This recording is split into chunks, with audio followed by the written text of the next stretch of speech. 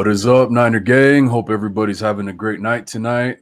I got my boy Brian in here in the comments already talking about it's going to be a great show. Yeah, I hope so, man. I got a little anxious before this one. I'm not going to lie, man. I don't know for what reason. I kind of, when you kind of build yourself up for something. So I got a little anxious, but yeah, Brian, I hope you jump in the live stream, the live what do you call it? Live video calling. So yeah, hopefully we have a great show tonight. We got Swan Song in here as well. 49ers Ultimate Report. Let's go. 49ers stream. Can't wait. Hey, I appreciate you guys, man. Thank you very much. Glad to have you guys in here. Very appreciative. Not going to lie. I'm hoping because my Wi-Fi has been really weird and iffy today. I don't know why. So, to top it off, I'm on a Wi-Fi extender because I'm over here streaming from across the house. So I'm hoping that my Wi-Fi doesn't act weird or shut off or anything during the stream. But everybody that's in here, I appreciate you. All the encouragement, man. Much love to you guys. Hope everybody's having a great night. Like I said, please like and subscribe before we get started. But yeah, man, we get that sweet taste of victory, man. We're still tasting it, still on my taste buds, still on the tip of my tongue. That sweet victory, man. I was telling a story about a Rams fan that's a friend of mine yesterday on the live stream. And if anybody else wants to hear that story, let me know. It's pretty funny because he was talking smack yesterday during the game. And he just went silent around halftime. It's a longer story than that, but that's the gist of it. He got pretty pissed off and he just left me on scene at that point. I told him what I tell him. Your butt cheeks clenching there a little bit now, bro. He just left me on scene after that. He was talking a bunch of smack. But yeah, man, it was a home game. Great to get the win at home, especially the way everything was looking after last week. After the last few weeks, actually. Now, granted, those first two games were in the rain, so I wanted to give the Niners a benefit of the doubt with some of that stuff because it makes things a lot more iffy. And so we didn't get to see a solid, good showing of the 49ers, what they had going on in good conditions. And especially Trey Lance. Let's not get into that too much. But, yeah. So anyways, great win at home, man, for the faithful. Finally giving the fans what they're paying for. Because after last week, I know one of the complaints that I had was all these teams that want to charge so much money, like $300, $400, $500 prices for tickets, and then they seat you way up in the top, way in the hell where you need some binoculars or something. So glad to see the 49ers give the fans what they paid for this time. And I don't want to give myself too much of a pat on the back, but I called this game to a T. If you guys go back and watch my videos from last week before this game actually happened, I literally almost shot for shot. I predicted a score that the defense would probably get a touchdown, a pick six, something like that. And possibly the score would be 23, 24-ish to 9 or 12, maybe even 6. So I'm proud of myself for that. Seeing things clearly as far as I can tell so far. So let me know what you guys think, man, how you guys feel. Don't just sit there. I know some of you guys are in the comments greeting each other and everything like that. Lauren says, greetings, Wolf. What's up? Hey, what's up? I hope you're having a great night, Lauren. Good to hear from you as well. And let's see what else we got here. Yeah, all my Niner gang, man. Love you guys. Yeah, because the press, and if you guys want to see like all my little notes that I'm going through, they're at the bottom of the screen, scrolling across. So one of the things that I wanted to talk about a little bit, because I was talking about this last week, was that the press was kind of getting a little more impatient with Kyle Shanahan, and the press kind of has to be that reflection of the fans and ask those hard questions, the stuff we actually want to know. Because if the press doesn't ask that, they don't get the clicks on their articles and all that type of stuff. So I hope they realize that. And, you had like Matty Mayoko, who's usually very sensitive towards Kyle Shanahan, very soft towards him. coming out and asking hard questions like, hey, Kyle Shanahan, did you see that clip of Jimmy Garoppolo saying, your plays suck, man? And so I think I just heard one of my kids going off in the background. Sorry about that. If you guys could hear, I might have to lower my mic a little bit. But, I'm glad to see that even though Kyle got a little touchy with them, and things got a little, they were kind of ruffling his feathers. I'm glad to see that it made for improvement, and it was for the better, because that's what we want to see. Yeah, you can get mad and all that, but make the improvements to shut everybody up, and that's the goal at the end of the day. We're not talking shit to just talk shit. We want to see that improvement because we're Niner fans. We have high standards, man. We got multiple Super Bowls. We could have had like 3 more this past decade if things would have gone just a little bit differently, tweak a couple little things. We could have 3 more Super Bowls on top of what we just had. And I know my boy Jaquiski Tart, I feel bad for him, man. He's been getting a lot of flack with the way Hafunga's been looking. Of course, Talanoa Hafunga, the Tongan Tiger, he's been looking amazing, man. And just a lot of people are really starting to talk about how Jaquiski Tart messed up that NFC Championship, which he didn't. Yeah, he made a mistake. He dropped the ball on that one, but you can't pin it all on him. There were times he wasn't really a playmaker, but he did save a lot of plays last season. So it's hard to see him get the hate that he's gotten as of late, especially because there were a lot of times last season where he had to run across the field and he was the last guy to have to make a tackle for huge plays, which would have gone for like 80-yard touchdowns and stuff like that. So, hey, man, and I saw a tweet from him today showing love to Hafunga because I forget who it was, said something about Tart, that Hafunga, I don't know, it was something bad-mouthing Tart and praising Hafunga, and Tart retweeted it, but he's basically saying, much love to Hafunga, I wish him success. I've had a great career and I'm thankful for it, but much love, Hafunga, keep doing what you're doing, bro. So, hey, man, that's great to see from Tart. He's been a bigger man than a lot of other people are being at this point, if we're being honest, right? We got my boy Brian in here talking about, I am super excited the Niners can shock the world. Yeah, man, honestly, and I'm going to get into that today. Honestly, they can. And we've felt the potential with this team since the offseason, since last year, since the past couple of years, but it seems like things have gone wrong pretty often, like especially with the year before last with all the injuries and everything like that. Then just coming up short of the Super Bowl last year, a lot of people are saying, hey, man, if Hafunga was starting in the NFC Championship, we probably go to the Super Bowl, probably win the Super Bowl. I know Kyle Shanahan in his press conference, I think it was last Friday, he was saying with how great Hafunga is looking right now, he should have played him more last year. And, you can't blame them too much. He was a rookie.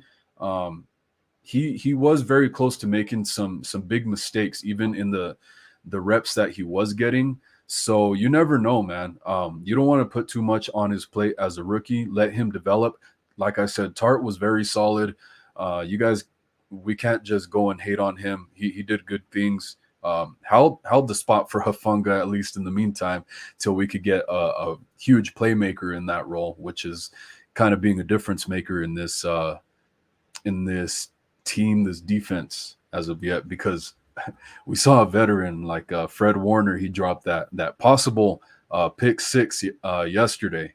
So you see a young guy like Hafunga making that play, making the catch is almost more important in a way, right? And Fred Warner dropped it. He could have had a pick 6 himself, and the young guy kind of showed him up there, man. But I love that Fred Warner is looking great as well, man. I'm very thankful to have him on our team. I need to get his jersey, honestly. He's gotten his contracts and everything like that. He should be here for a while. So I need to get Fred Warner's jersey, man. I love that guy. That guy's badass.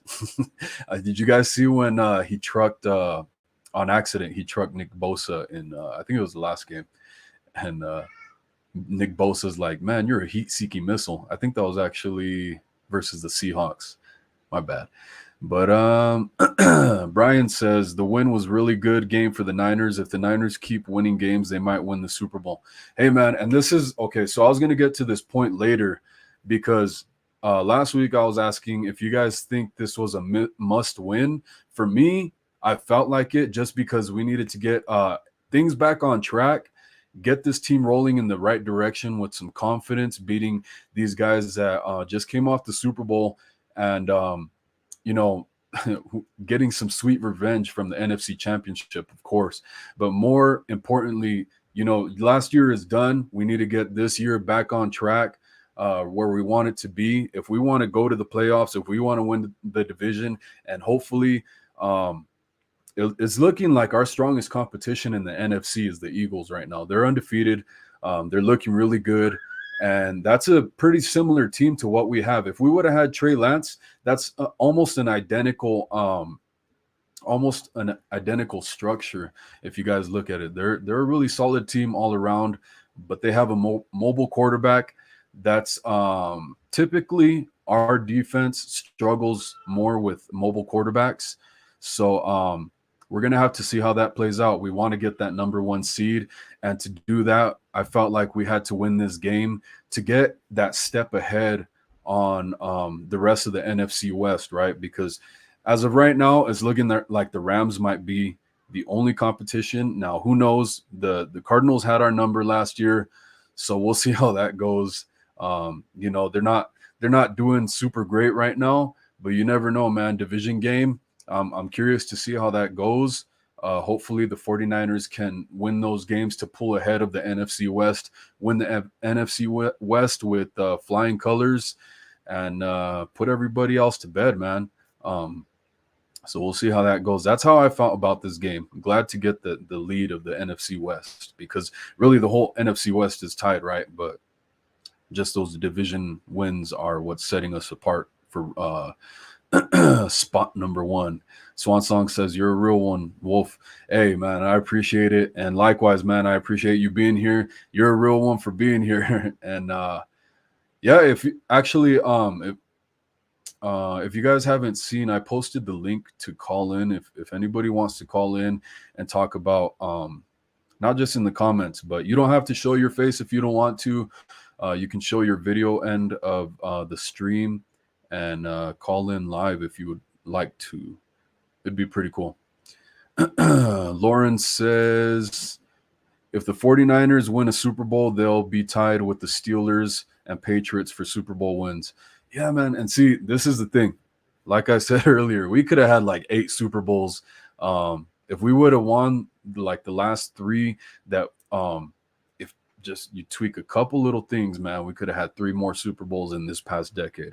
So I've talked about that before, how not a lot of teams really do stuff like that. The Chiefs this decade have kind of been that other team. The Patriots in like the decade before were that other team, but dynasties like that don't really happen. So hopefully the 49ers are on the brink of dynasty, man. That's really what I want to see.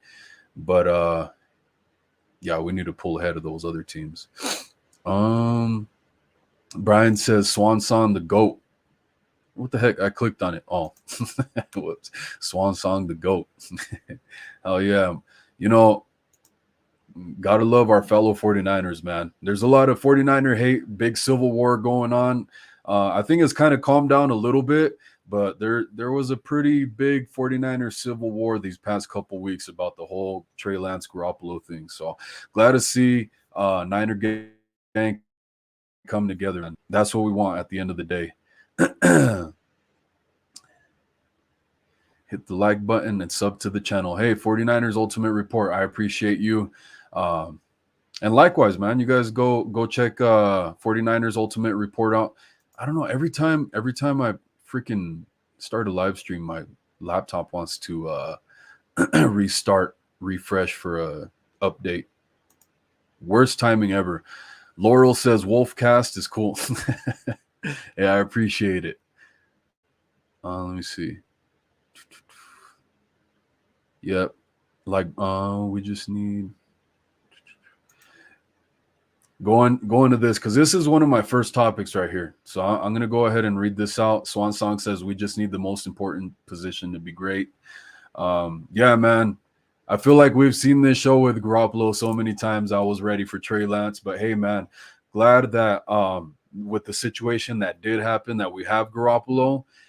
But at the same time, like I said, I've seen this show before. I don't think he's the guy. He can win a Super Bowl. All the people that say he can't win a Super Bowl, like you can't say that. Like anything can happen. You guys, you got other guys like Joe Flacco, Trent Dilfer, both actually for the Ravens, winning Super Bowls.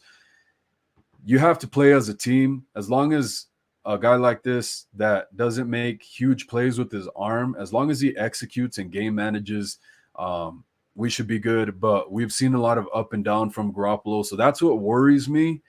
But I do like that we see a lot of good and elite like attributes from Garoppolo sometimes. It's just not super consistent. It was pretty consistent in this game, but I'm glad the O line, the big question mark with the O line, that the O line was actually looking really good. So I'm really happy about that. 0 sacks allowed. And actually part of that was Garoppolo being a little bit more mobile than he's been recently. So he helped the O line a little bit on just a couple plays.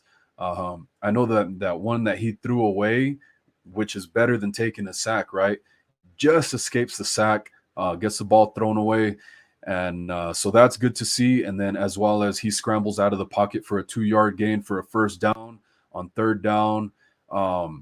Stuff like that, man. Little things like that, helping out a young offensive line where we kind of got some mixed pieces in there right now that are filling in for those other guys like Trent Williams. And I'm going to talk about Trent Williams a little bit more in a bit, but we got my boy Swan Song in here, ready to join the live stream. So here you go. Swan Hey, Song, got the floor, man. What do you got to say? what's up, Wolf? Thanks for having me on, man. Good luck on this cast. You got a good vibe and you know your stuff. So I've seen you call in to Grant's show a few times, and you always had a good vibe and solid takes. So yeah, good luck with this endeavor. Hey, But man, I yeah, appreciate. Oh, you know, sorry. like, oh, no, yeah, no problem. Yeah, okay, so my son's a big Niner fan now. He's at the age like he wore jerseys ever since he was a little kid. He always rooted with me, but he never watched the games, right? He doesn't know what he was looking at. But now he's like 15. He knows the game. So he's like way into the Niners, right? He's a huge fan. Like he takes losses worse than I do. And that's saying something because I take losses pretty bad. But Yeah.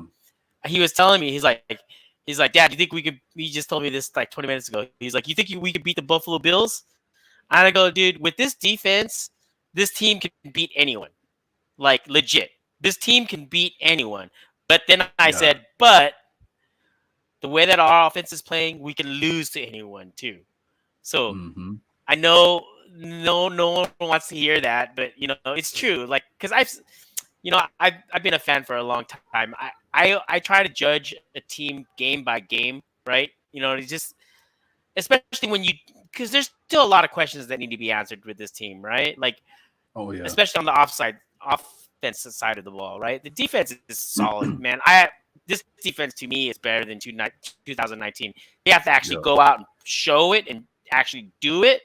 But the way that they're dominating right now in all three phases, in all three layers, from the secondary to linebacker to the defensive line, the 2019 wasn't like this. Like, yeah, Nope. we had a semi-washed Sherman, right? And then on the other side, we had a young Mosley. It was like kind of like everyone. Not even we had Mosley, we had Witherspoon. I can't remember so anyone else. And then another thing that people forget is K1. that we K1. had Yeah. K1 was in and out. We had Jimmy and Tart. Tart was in and out. Um, the one thing that people forget to mention is like, oh yeah, we had Bosa in 2019, but the Bosa we have now is better than the Bosa we had in 2019. Like, come on, don't like Bosa 2019. Don't get me wrong, he was solid, but the Bosa right now, he is different. Like Bosa in 2019 had 9 sacks, something like that. Honestly, I don't know, but you're Yeah, I definitely think right. You're on point. Yeah, I think he had like 9 sacks, right? He Yeah. already has 6 after 4 games. So it's like it's a different Bosa. You know what I mean? Yeah. Yes, we didn't have Defoe, but like I said, all the other things. I think our line is deeper as well, right? So the way that's going to be really big. If we had this defense, they might have not gassed in that Kansas City game, that Super Bowl game. They might have not gassed, and I'm not blaming it on the defense for gassing out because we all know that if the Niners get some first downs, they would have had a breather. But I don't want to talk about the Super Bowl. It makes me sad. But but yeah, this team, like I don't know, like if Jimmy, like I've been a staunch Jimmy critic, and I still will be a Jimmy critic, but I never root against him. Like when the game is playing, I want him to do as well as anyone else, right? And of course, I'm like, and I don't have much confidence in him, but I still root for him, right? Yeah. And yeah. Oh, sorry. No, we're ahead, 49er fans. At the end of the day, we're 49er fans. We want to win. Like, right, exactly. We want to win, and these are the cards that have been dealt, and we just got to go with it. We got to go with it, right? So, if Jimmy can be, I mean, we always fall this Jimmy trap. I'm a sucker. I fall for it all the time. But if Jimmy can play this way, right, just managing the game and just limit his mistakes, like this team can do it this year. Because no team right now is that scary. Like, no, I thought Buffalo was, and they probably will still be because they have a lot of injuries right now. But, if this team stays healthy, they're going to scare anyone that plays them, right? Because they have a freaking solid D. They have a underperforming offense, right? With the weapons that the 49ers have on offense, they are underperforming in the fact that, they're not scoring a lot of points right now, right? We're bottom in the league in pretty much every offensive category, right? In like from anywhere from 22 to 28, right? And with the talent that we have, it shouldn't be like that. But it is what it is. Hopefully they get it figured out, and hopefully it is because Jimmy needed some, he just needs time to get ready, right? Because he didn't have a training camp. A lot, is recovering from his injury and things like that. I'll give him that. Like some fans won't give him that, but it's like, come on, you got to give him that. Like, and so like, I'm more optimistic about this team, and this next 2 games, this next game is gonna be tough, right? Because it's a morning game. I know it's not tough on paper, right? But it's a morning game off of a short rest week in 10 a.m. a short rest week, and Carolina, I know they're bad, like, but if you look at them on paper, they're not that bad. Like if you look at that defense, they got a lot of good. They got Brian Burns, they got J.C. Horn, they got. I don't follow them that well, but they have players right on both sides of the ball. They got Christian McCaffrey, and then Baker Mayfield has been not doing well, but could you put it past him getting hot all of a sudden?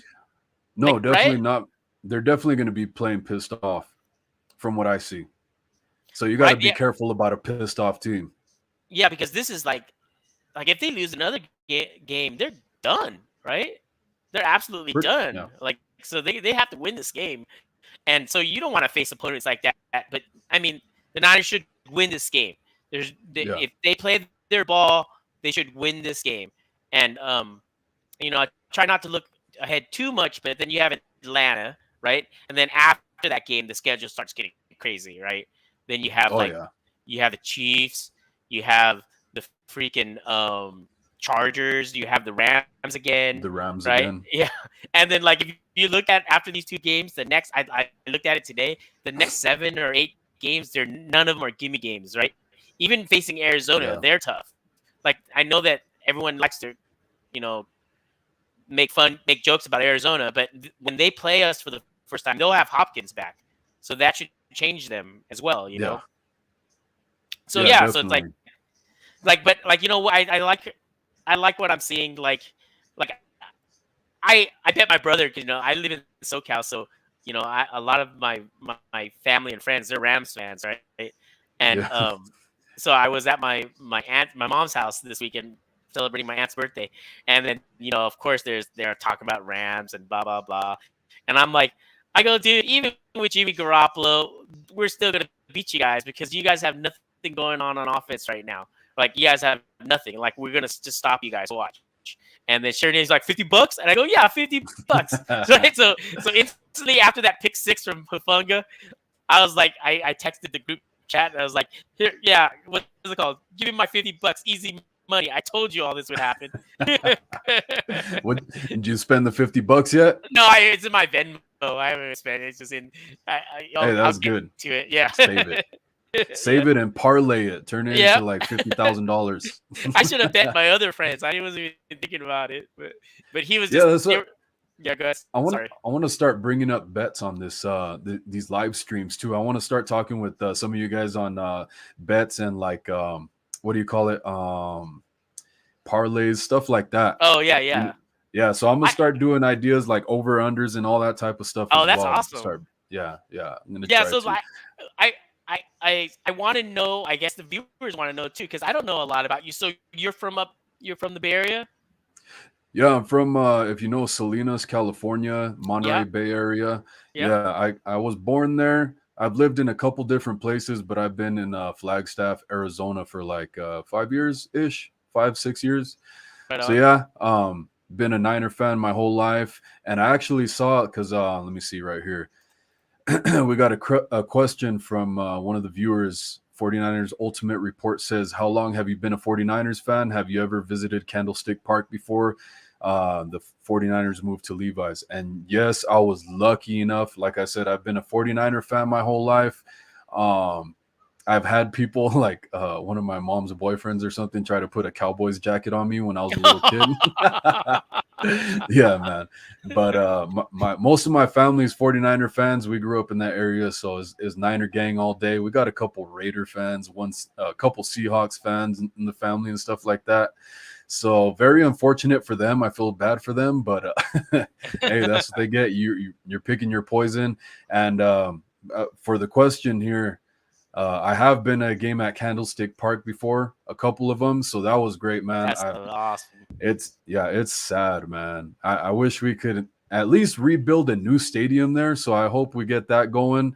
I know they already got the developments with the mall or whatever the hell they got going on in downtown Santa Clara, so it looks like they're pretty dug into the Levi's Stadium stuff. I've been to a game or two at Levi's as well. Not a huge fan, so let's just get back to the Bay, man, honestly. How about yourself, man? Oh, me. I've been so I live in Southern California. I have a brother that lives in San Francisco, but I never saw a game up there. But you know, I haven't been to SoFi to see them. You know, like it was the time when, like, I would say in the, you know, when my kids were younger, it's just like one of those things I just didn't do it. You know, but when in my late teens. I went to see the Rams game against the 49ers. I think it was like 90, I want to say 95 or 96 or something like that. It's the one the one catch where Jerry Rice makes a one-handed catch on the sideline. You see, it's a famous picture. You see it all around. It's at a Rams game. I remember I was at the nosebleeds. I was with two friends. One was a Rams fan, one was a Cowboys fan. And I used to talk about Jerry Rice all the time until they got sick of hearing about it, right? I always say Jerry Rice. Everything was Jerry Rice, right? That's my guy. Yeah, Steve Young throws a bomb, right? Jerry catches it in stride, one-handed. They say he went out of bounds. He caught it and then went to the end zone. They said he was out of bounds at the 10-yard line, and that they did an instant replay, and that was bullcrap. He didn't, but anyways, I had told the guys, dude, he caught that with one hand. Like I was in the opposite nosebleeds, and they're like, "Get the hell out of here! You didn't catch it with one hand. How come you didn't even see that? I go, dude, he caught it with one hand. And sure enough, they showed the play on the Diamond Vision, like on the big screen. And I go, I told you guys he caught it with one hand. So that was my memory of back in the 90s Niners. So, hell yeah, man. You can't put it past the GOAT. Come on. Yeah, man. That's Jerry Rice Dude, you're talking about here, man. Yeah. What's crazy is like Jerry, like he made every catch so routine. Even like the ones like by the dirt where he's reaching back, or all these catches where, those are hard catches, right? They might not look spectacular, like he's not doing all this crazy stuff, but he made all those hard ones that people drop routine. And that's what I appreciate Jerry so much. It's like, so dependable. And then when he would drop one, like the rare times he would drop one, most of the time it'd be like he's looking upfield or whatever. It's like, every receiver drops a pass here and there. But that he was just so damn reliable. Man, he was just so damn good. Just so damn good. Yeah, it's crazy. Like some of these guys, like Debo, for example, or even Juwan Jennings. It's weird because Debo, like for example, in this game, like that 52-yard touchdown, he makes the most difficult catches, but then he makes the most routine catches. Like he drops those. Yeah, so right. It's like, dude, what do you got going on, man? I think he just focuses when it's harder to catch. I think he's just focused in more. So I think that's what it is. It's crazy stuff. Yeah, you might be onto something. Yeah, it's like, that's the one thing about. I mean, he's got to live it with Debo, right? Because he can break one at any time. But then, he does drop sometimes the most routine passes. You're like, oh, come on, Debo. But I feel bad for Ayuk. Like I hope he balls out this season. I don't know if he's gonna get the opportunities, but it's like you can tell he's just itching to have a breakout game, man, because he's doing everything. He's doing everything right now. It's just, it's just the offense is just struggling right now. I don't know what to say about this offense. I just know that they got to get it turned around, like, because I think the offense was really hard last year, right? And so far this year, it looks even harder. Like, you know what I mean? So hopefully that changes. And if it does, dude, this is going to be the scariest team in the NFL. Yeah, nobody wants to play the Niners right now, man. It was definitely, like you said, man, it could have gone either way. And this had to be a get-right game. I'm glad they did it now. Basically, everything you said was on point. So I completely agree with you, man. Like you said earlier, like the most important position is what we got to get right. Jimmy Garoppolo's just probably got to hopefully get some games under his belt, getting readjusted to being back in the NFL after basically no offseason, like you said. So hopefully he'll get just build momentum and keep going with that. Because even in this game, it was 24-9, but there were missed opportunities. I don't know how many people noticed, but I know when I would watch the replays, you can see there'll be like a highlight reel to like Debo, he's making a catch, but you see like Brandon Ayuk is behind him wide open for a touchdown. With no safety over the top. Same thing with Kyle Juszczyk. Brian Culp also pointed out yesterday, and I remember that play as well. Right before halftime, they take a shot, but Jimmy Garoppolo throws it out of bounds, and it looked like Juwan Jennings was wide open for a touchdown. Like nobody even tried to cover him, it looked like, for whatever reason.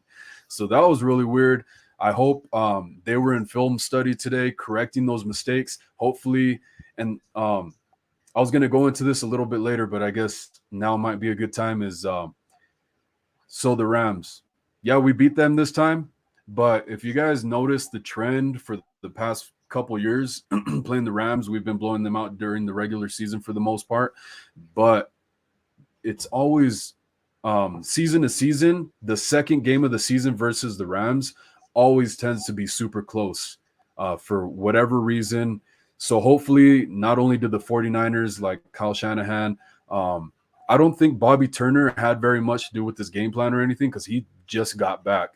So I think this was for the most part Kyle Shanahan. So that's very encouraging. I hope they save some stuff for the next time we play the Rams. But go into that film study, correct those throws that Garoppolo did miss that were, because we got to score, man. We can't just be putting up 16, 17 points a game. That's not going to cut it against other teams. We played the Rams division team, so yeah, we got to get this offense rolling more. Love, like, encouraged by what we saw, but we definitely got to see more, man. We can't just dink and dunk. I can't even talk right, and hope that Debo breaks one by, Right. Yeah, we're miraculous depending on that. circumstances. Yeah, like he's like if we're lucky, he does that maybe one or two more times this year, right? Like if we're lucky, right? So it's like you Yeah, can't depend on that. Like so, it's the thing is, I I I saw some things that were encouraging on the line, like because I knew the Rams were going to go and load up the line, right? Because everyone says, oh, they're going to put 8 men, 9 men on the box. And more than that, they put 6 guys on the line, on the D line, right? They're playing like a freaking modified 84 Bears defense on us. yeah. And They're I'm like, glad hey, that, Broncos yeah, did good with 5 on the line. yeah, Let's one up we're them. yeah. So I like what the Niners did, because if you notice, in that game, they did a lot of 2 tight end personnel. I think they call it 12 personnel or whatever. I saw a lot of Warner and Kittle on the field, and Juice on the Yeah, field at the same time. So, I mean, if people are going to do that, if teams are going to do that, then Jimmy, it's going to be open for Jimmy, right? So if Jimmy can make those passes to convert third downs, that gives us a chance, right? And then like yeah, we had a breakaway run with Jeff Wilson Jr. That's twice now in 2 weeks, right? Where he's had a long run. I mean, it is a little bit concerning that we rushed under 100 yards again for the second straight game in a row, because one thing that Trey did give us, right? And I think all the stuff about him is overblown as far as like his passing and all that stuff. Anyways, I'm not going to get into that. But one thing about Trey Lance, the first 2 games were 185 yards Uh-oh. in, Okay. in both of those games. I thought we Each. lost you for a second there. Yeah, it Sorry. was. Yeah, they averaged 182.5 yards in the first 2 games. Like, even though he only played 5 quarters, but the quarter that he was in, I think they had over 100 yards rushing or close to it in a quarter, right? So it's like Yeah. the teams are definitely defending us different with Jimmy, right? So if they're going to try to sell out against the run, Shanny's still going to run it, and he's going to, use, put that that formation where there's a bunch of tight ends and blockers in the lineup, and then of course Jimmy, if Jimmy can keep on making just those throws, the Niners should be fine. But it's just like if Jimmy could play like he did yesterday, I feel really good about this team. Oh yeah, man. Oh yeah. Yeah, I hope now, because my prediction coming into this game, and I think it might have to be like more a similar game plan going forward with some of these teams that are going to try and stack the box, because I was saying before this game, and I'm glad they did it, man. They actually listened to me this time. I was like, Garoppolo, he reads the defense a lot better from the shotgun, like most quarterbacks. I forget who it was. Somebody else said it. Yeah, I remember hearing that. I think it was Aikman. I think Aikman said it in the Denver game. Yeah. Okay, yeah. He's like, yeah, if you're in the shotgun, that's typically more quarterback friendly. You think, right? And of course, they did that last year with Garoppolo. So I was like, hey, man, he had success in it, feels more comfortable with it. So just do it. You can still do play action from the shotgun. So use the pass against the Rams, because they're going to stack the box. Use that to open up the run game. Pick and choose your spots, and they did that perfectly. The first drive was that quintessential, quintessential, what do you call it? Scenario playing out. Because what happens? We pass. Boom! Jeff Wilson breaks one out of nowhere for 30 yards or whatever it was. And that's what the 80s and 90s Niners did. Like, they used to pass to set up the run, right? And this team, like, up until about this year, used to run to set up the pass, right? But now people are like, no, we're not going to let you run on us, dude. Like, we're going to stop the run. Jimmy's going to beat us. Like, we can live with Jimmy beating us, rather than, because it seems like sometimes, I swear, like, the team, how they play the Niners is just like, hey, we know Jimmy's going to make 1 or 2 bad mistakes. Let's let that be the game plan, right? Let that be the game plan. We're not going to let them run all over us and just kill us, right? Like, because Yeah. you know, that's if you're a coach, right? What would you rather do? Get pounded all day by them running the rock and keeping your offense off the field, or have Jimmy beat you? Because he's not going to beat you long. He's going to beat you short, right? Have him beat you. Like I would do that all the time. If you're a defense, the only defense that I could see would be like a run stuffing defense. Like say if it's like a team that would be scared, like that matches up really well with us is Who's the that? Buccaneers. The Buccaneers Yeah. match up really well again because they got Vita Vea, right? They don't even have. They could probably just go, you know what? We're not going to commit extra guys to the run, and we're going to play Jimmy and your run at the same time. That would be scary because then that now is you get what I'm saying? It's like, hey, we can still stop you and not overcommit, and then you're going to have to beat us both ways, right? It's going to be a little bit harder for Jimmy, and then your running might be a little bit easier. But since they have a big that big nose tackle there, especially now that we're mostly inside running and not outside running. So and also they have an answer for that too because their linebackers are fast as hell. Like Buccaneers scared me last year. I was like, dude, I want the Rams to beat the Buccaneers because I'd rather face the Rams than the Buccaneers. So and the Rams did it, and then Yeah. The Buccaneers, they're definitely known for a great defense. So that might be more of a defensive game than what we think is going to be, because, the 49ers have all these offensive weapons and they have Tom Brady. But who does Tom Brady really have other than Mike Evans? So he might be getting shut down pretty well as well. So it might be a pretty low-scoring game for that one. We've always done. The Niners like that. I think the last time they played Tom Brady was during the Kaepernick days, right? Like I'm pretty sure, like that one game where Cowboy tore his bicep, we killed him that game. I mean that was a long time ago. That was like 2012 or something. I'm pretty sure that's the last time we played him. That's crazy, man. He could be playing for us instead of against us, man. And you know what? Actually, I'm very curious to see how this season plays out, man. We had one good game. Hopefully, we keep this rolling. But if Garoppolo has a couple stinkers, man, and it's not looking so great, do we trade for, or at least try and trade for Tom Brady? I'm curious to see if that happens because if that happens, we're probably with that move, we probably punch our ticket straight to the Super Bowl trophy. Yeah, I've been seeing that. Honest. Yeah. I've been seeing that mentioned, and that would be a crazy scenario. I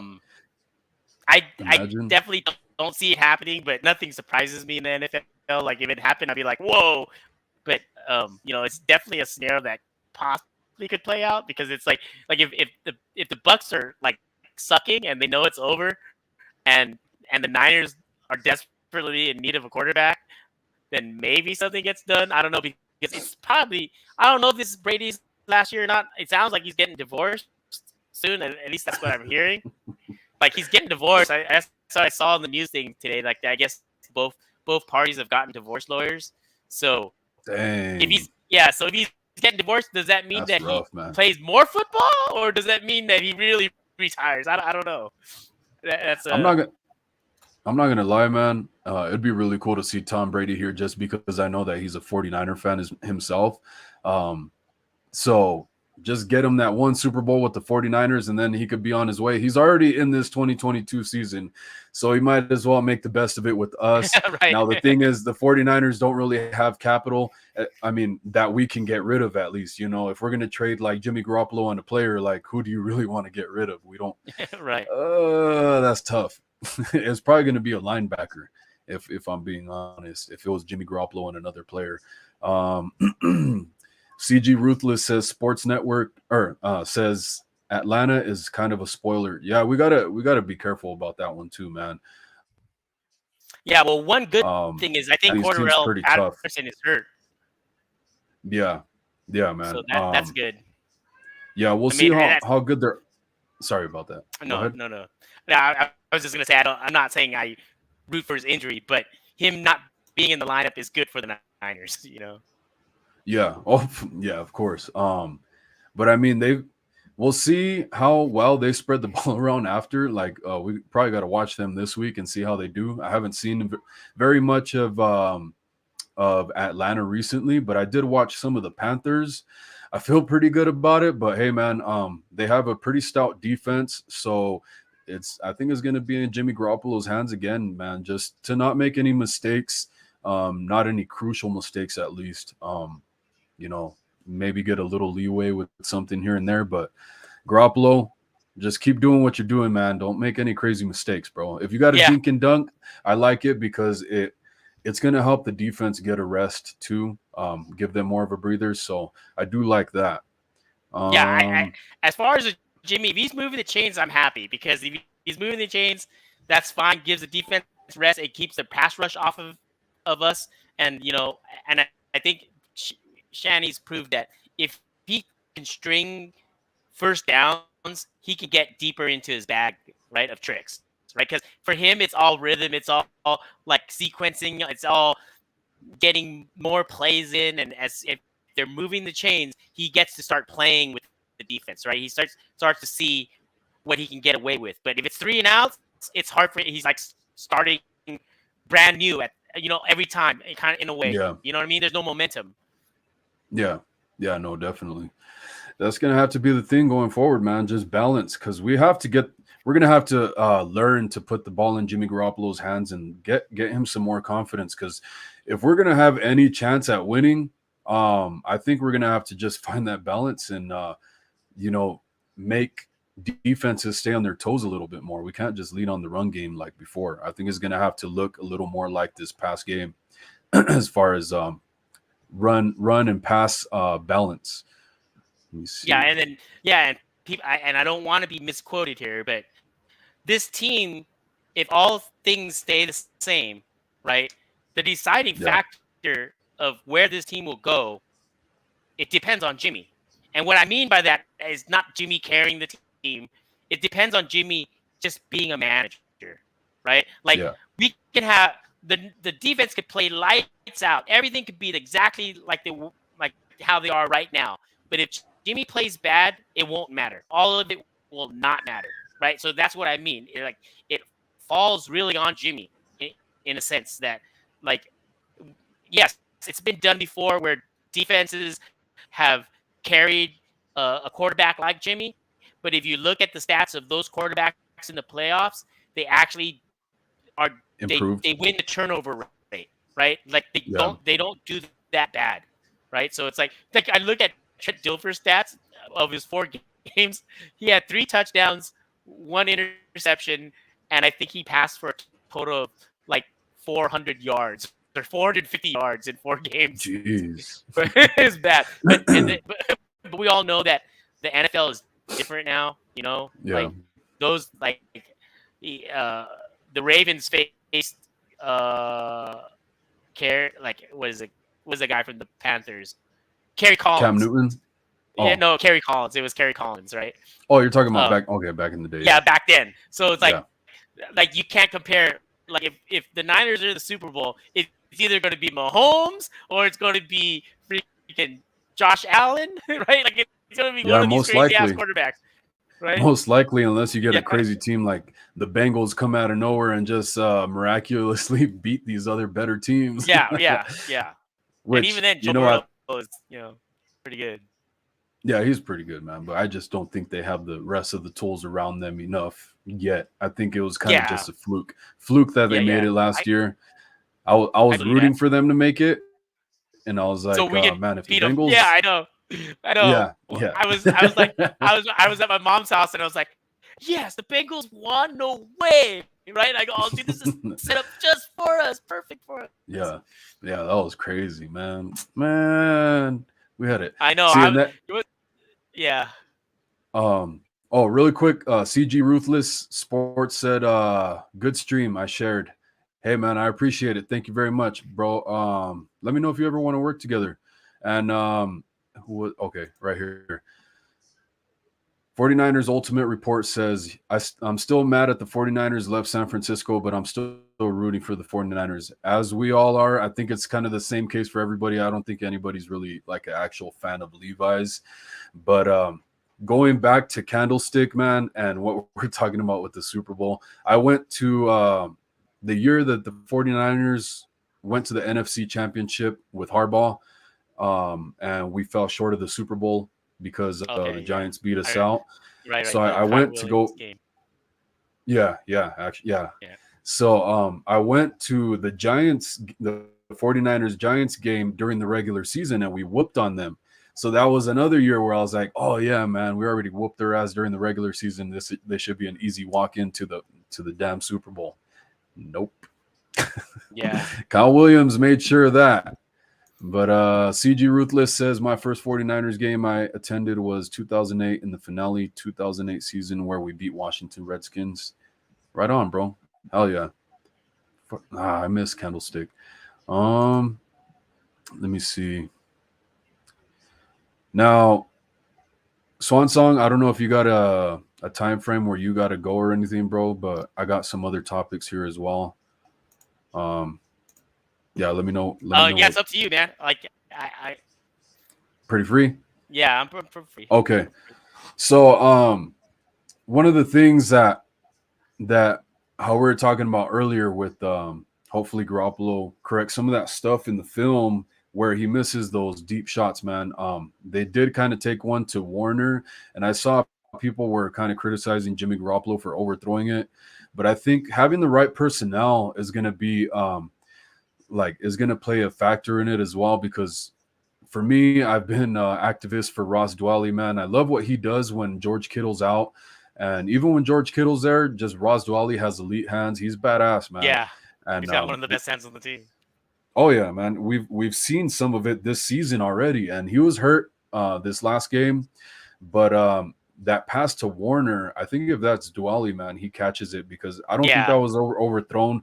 That went through his hands. And it's just some of these guys don't either they don't have the hand-eye coordination to catch a ball that's going over their head and landing in front of them, kind of like this. They don't know how to catch like this while looking backwards. So I think Ross Dwelly would have caught that ball. So having the right personnel is going to play a part in it as well. Ross Dwelly could be a guy that can help Jimmy Garoppolo out more than Charlie Warner can, I think. But we'll see going forward. Yeah, definitely man. in the pass game for sure. Oh yeah, definitely in the pass game for sure. Like Jeff Wilson Jr., man. Oh, go ahead. Yeah, I was gonna say, going back, and I was thinking about this and I never got it out, but going back to what you were saying about, like, you would watch the all 22 and you'd see multiple guys open, like, you're like oh my god, and that was the same case in Denver.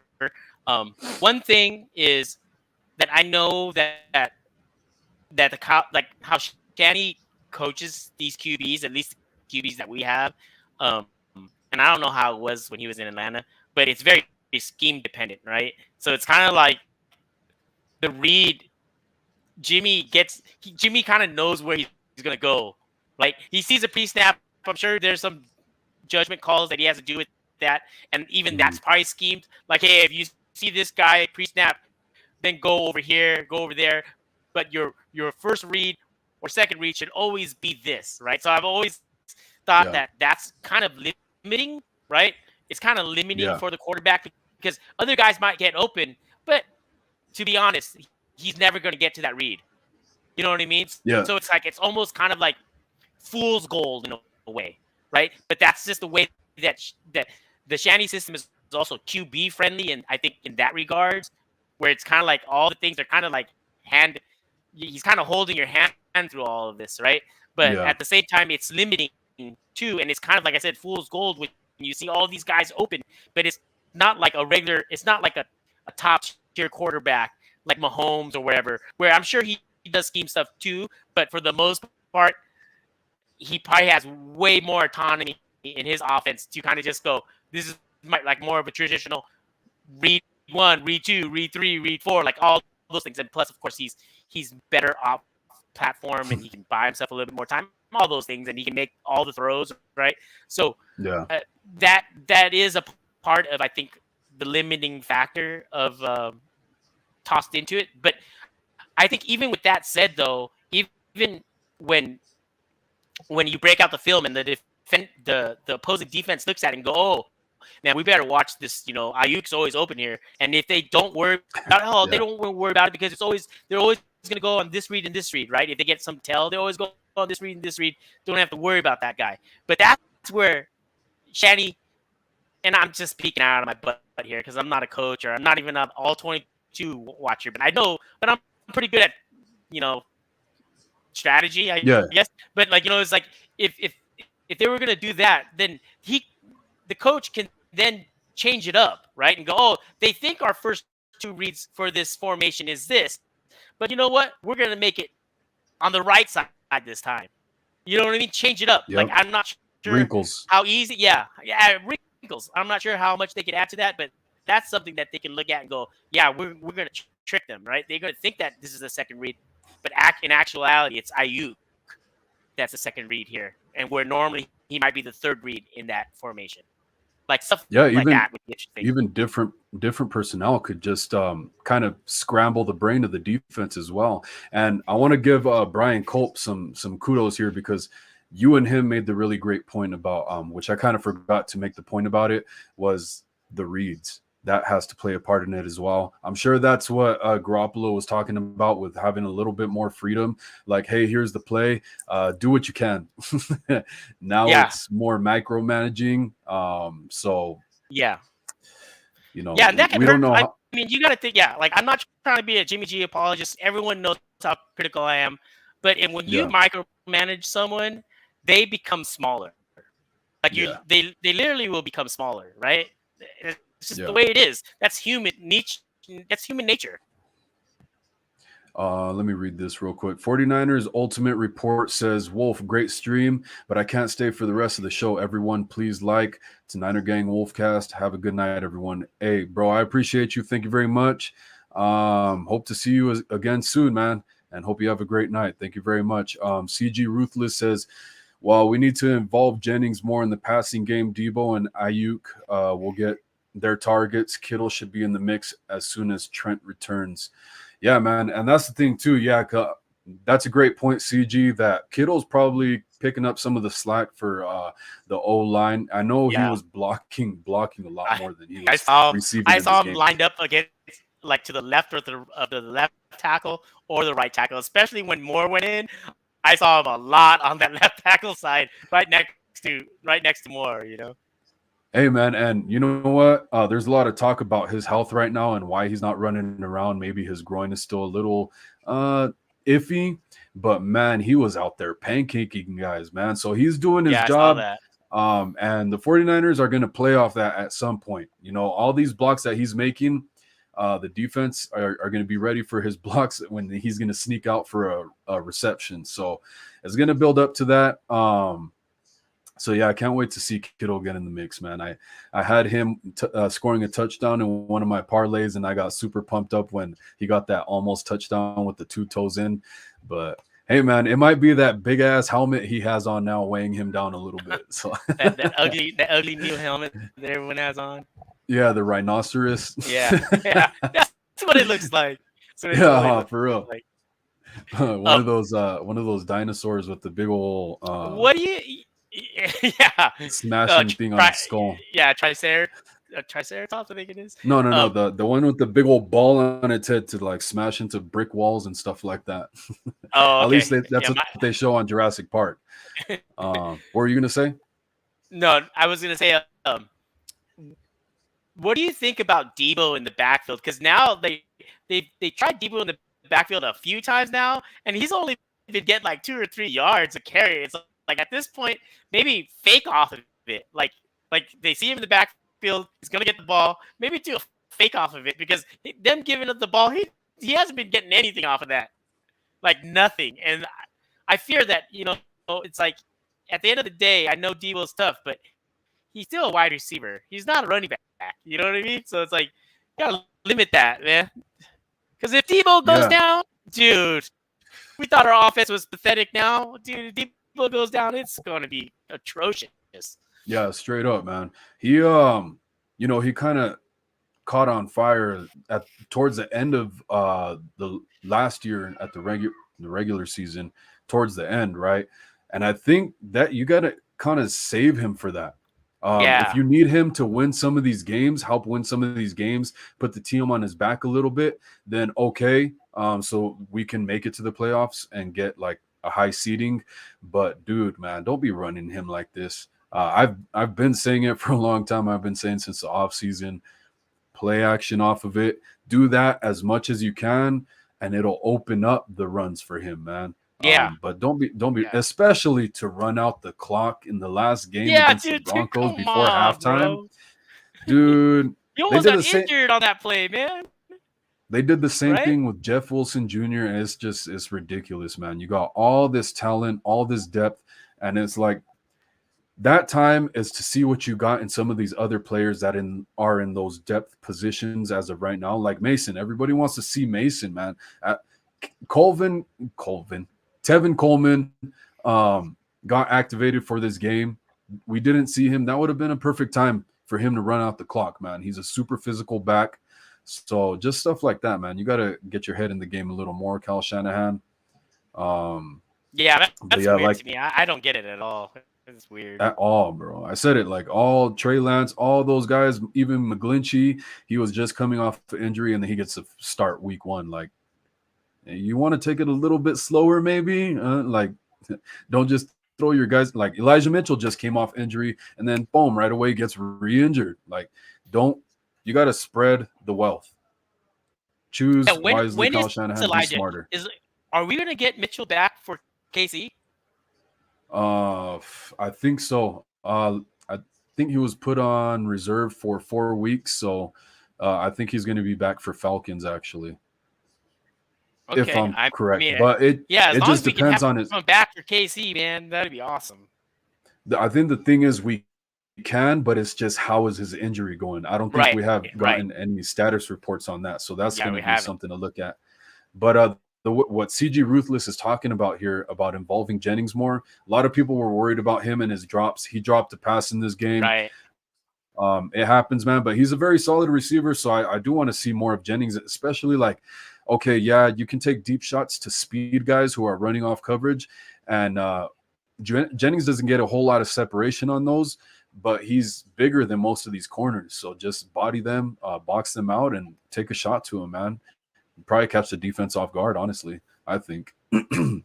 Yeah, he was I mean, like the first third down conversion, I think it was him, right? And I remember I was like, okay, here we go. Are we going to convert third downs this week? And then sure enough, he catches that one in the middle and converts one. I was like, thank God he converted a third down conversion in the first quarter. Don't have to wait 4 quarters until you convert a third down. Like, Jesus. I like how you said, oh, we're converting third downs this week.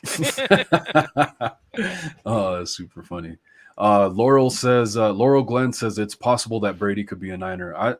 It's very possible. It's just the trade capital that the 49ers either have or are willing to give up. That's what I'm worried about, because and plus, all our first round picks are gone already. What was that? And plus a lot of things have to happen, right? Like Tampa Bay has to suck, because they wouldn't trade him if they're making a run, right?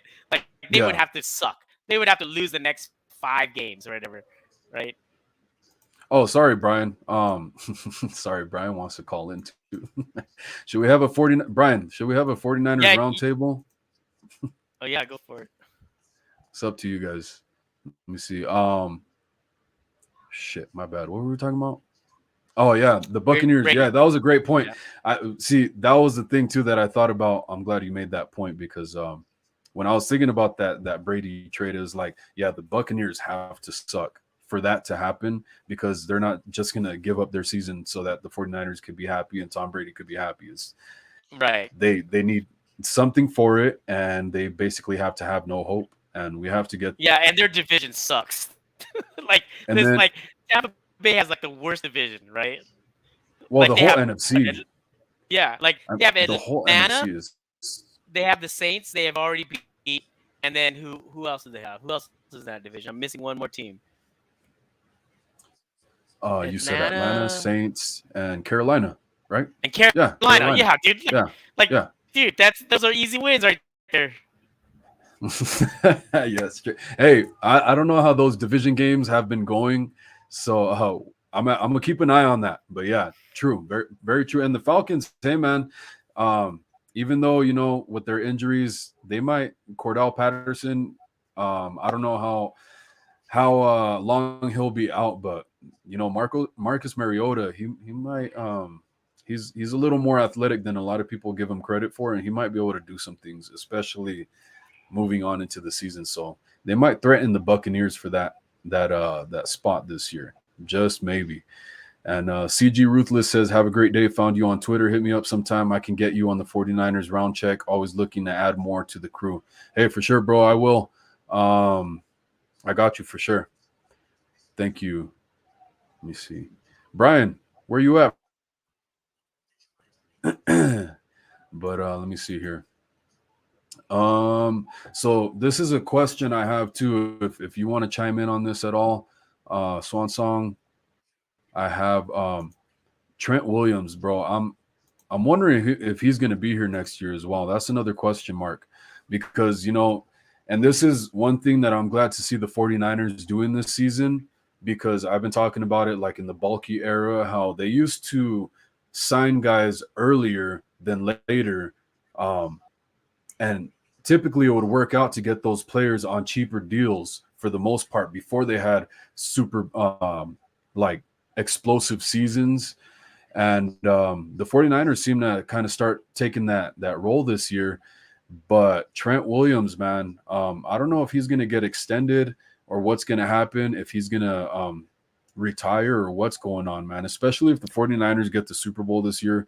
I'm curious to see what happens with that. And, yeah. Well, I can't speak about the retirement stuff, but I'm guessing no. I think Trent's found a real home here. Yeah. I think he really likes his team.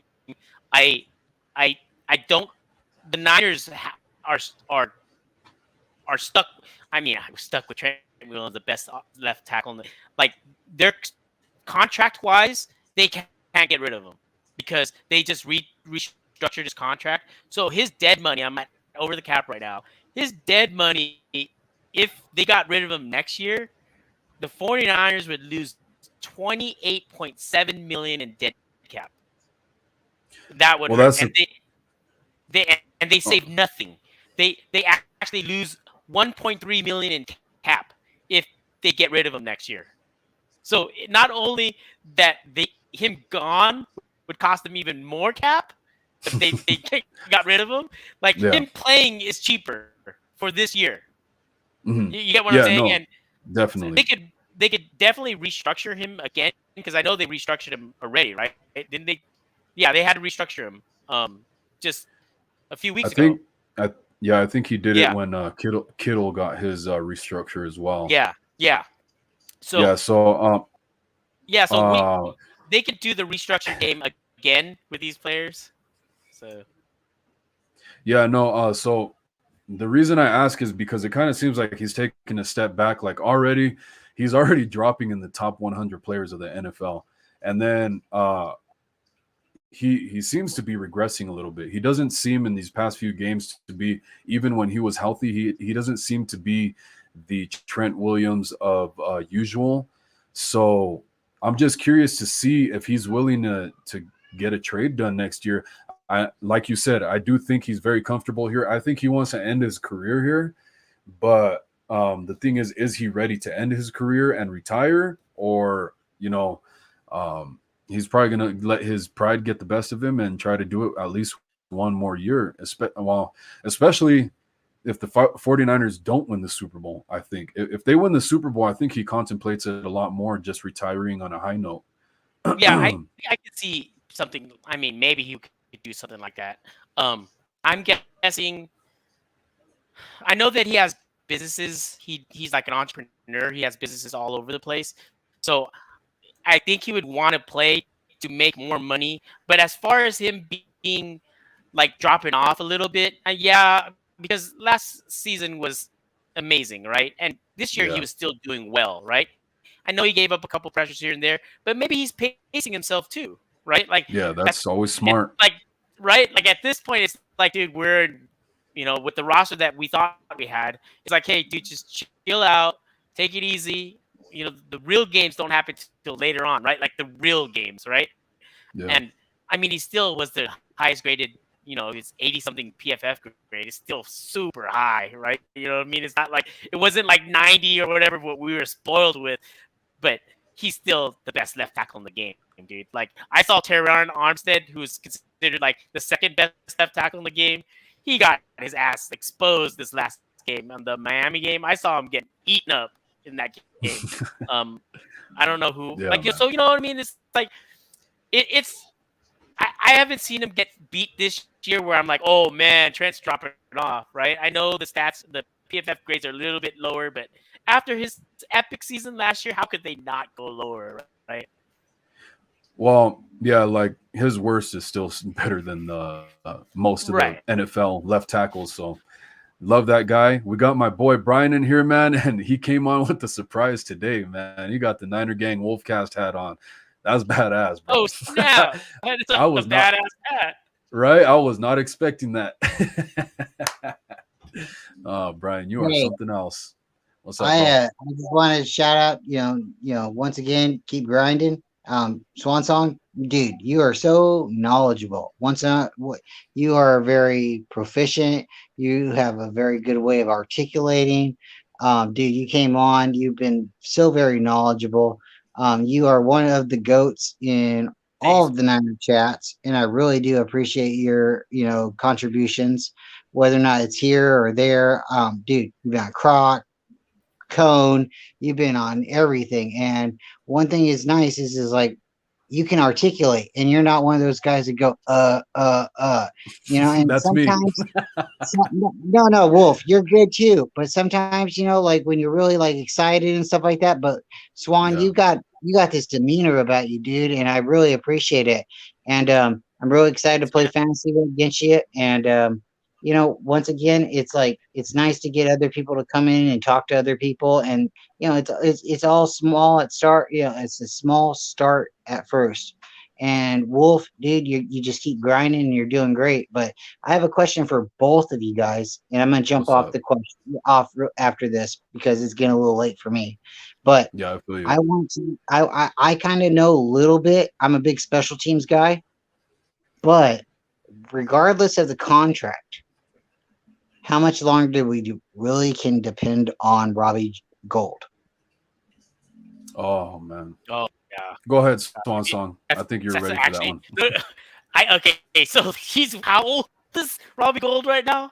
He's like what, 37, 36, something like that. I thought he was even older than that. Yeah, I thought he was 43. He's 40. He's 40. Yeah. Okay, yeah, I'm he's a little looking older. at his contract right now. Let me check out his contract real quick.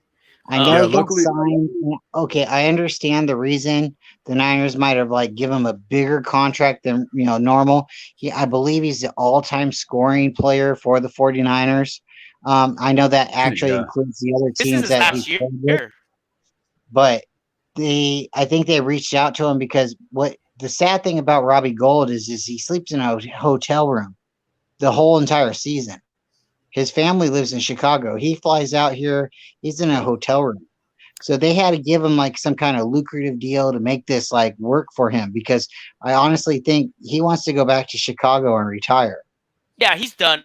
This is his last year. He's no longer on contract after this year, and he gave this last 3 years anyways.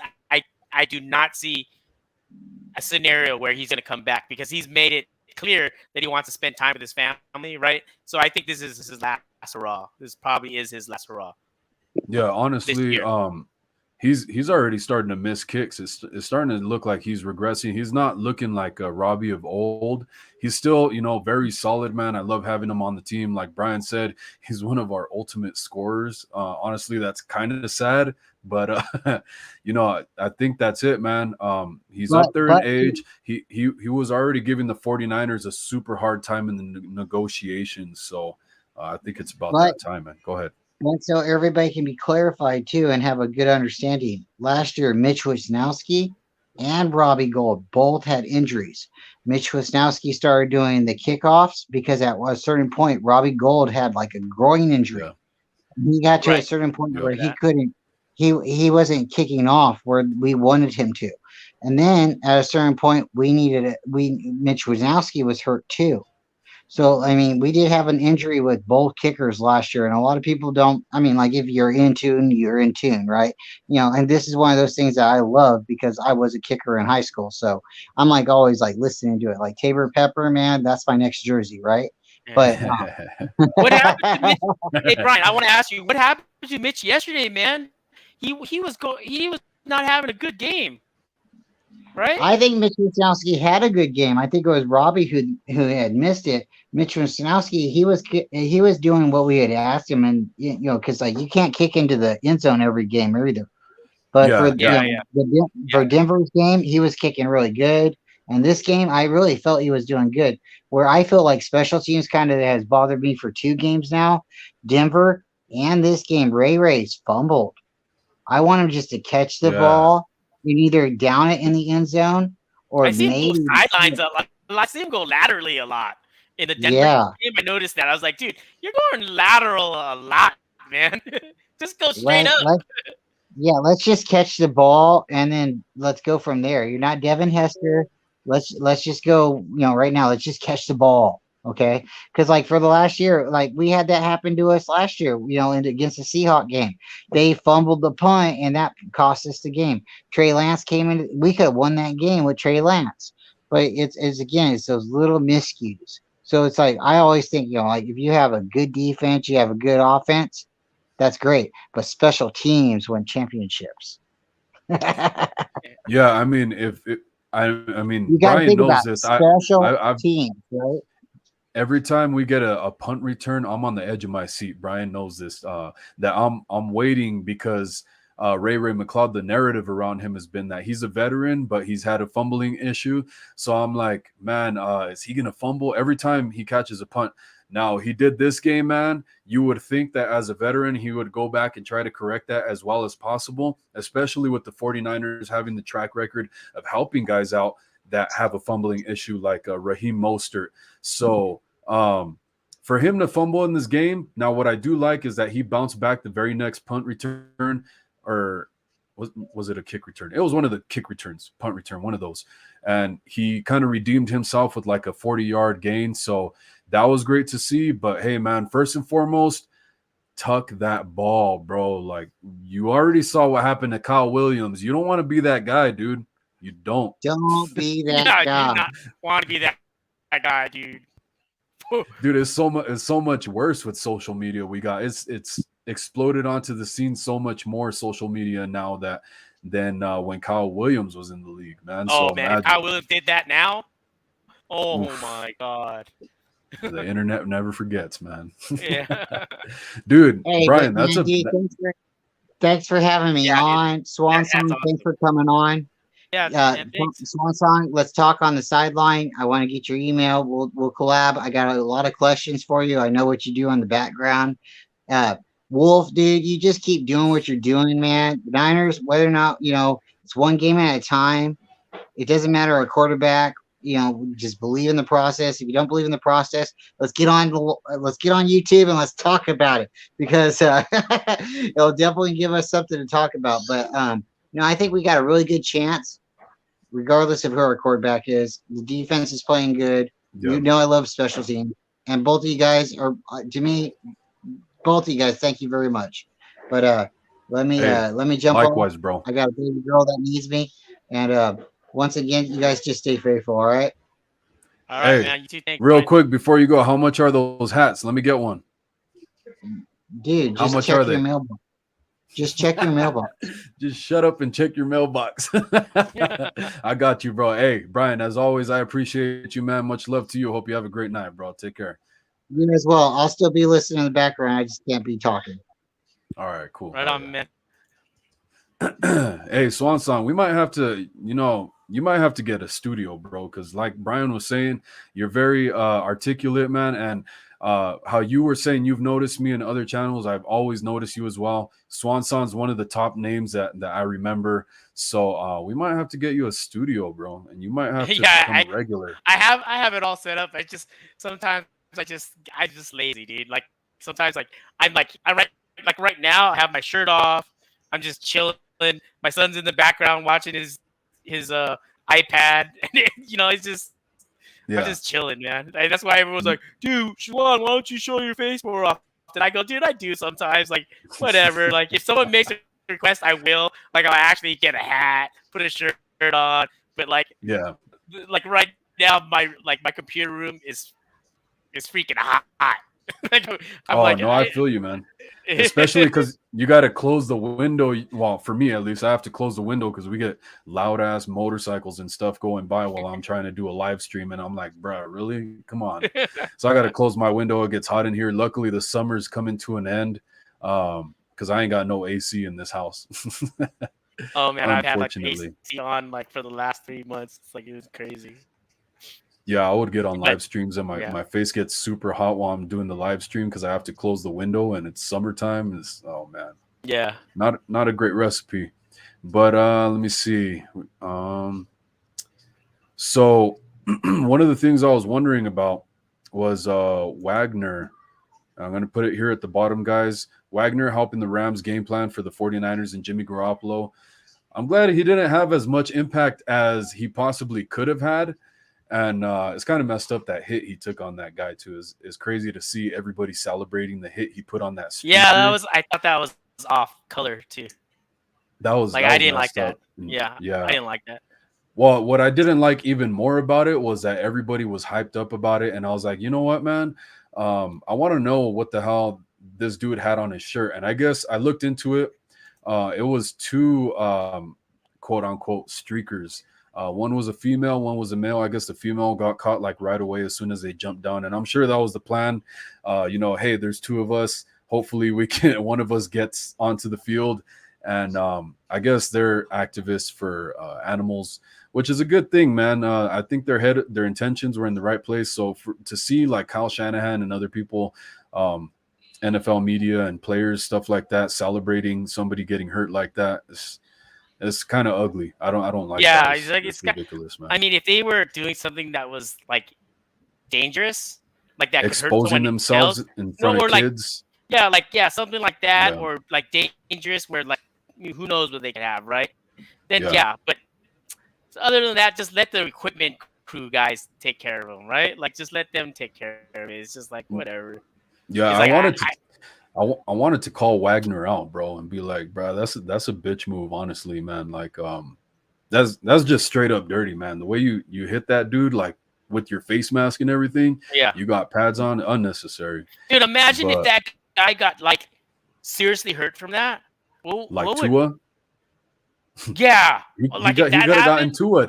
Yeah, he could have gotten Tua. If that happened, man. that would have been. Oh my god, that would have been crazy. Yeah, who would have been cheering then? Yeah, Kyle Shanahan, would you be talking about it in the press conference like you were? Because it could have gone like that, man. No helmet, no nothing. You're cracking this guy in the face. And I looked at the pictures because I wanted to make sure I look into it first, and just see what the hell was going on there. If they were just being weirdos, because I saw somebody saying that was a hell of a gender reveal. And so I was like, wait. First, because I saw that pink smoke, and I go, are they doing some gender reveal crap, or what the hell's going on here? Yeah, at first I was like, is this like a LGBTQ type thing or whatever? So I wanted to make sure to look into it before I spoke on it. Another thing too is like, with that said, like, wouldn't it be easier for these guys, like so he's probably going to jail, right? Like the guy's probably going to jail. Like both. They just got, from what I know, they got citations. They took a picture. They took a picture where both of them are holding up their citations. It's just a yellow piece of paper. Okay, I see. So like the money. So what I was gonna say is like the money that it costs them to pay these citations, if they plan to pay them, right? I mean, I guess you would, or you would get a warrant for your arrest, right? But the money. Let's say it cost them $2,000, right? Total. Yeah. For that trouble. Like, wouldn't it have been easier just to fly like a banner? Wouldn't it, like, isn't that like $2,000? Like, couldn't you just do that? That doesn't really get media exposure, though, is the thing. So I would imagine that's why they're pretty proud of what they did. I'm sure they're not football fans. They kind of just use the platform to get their message across.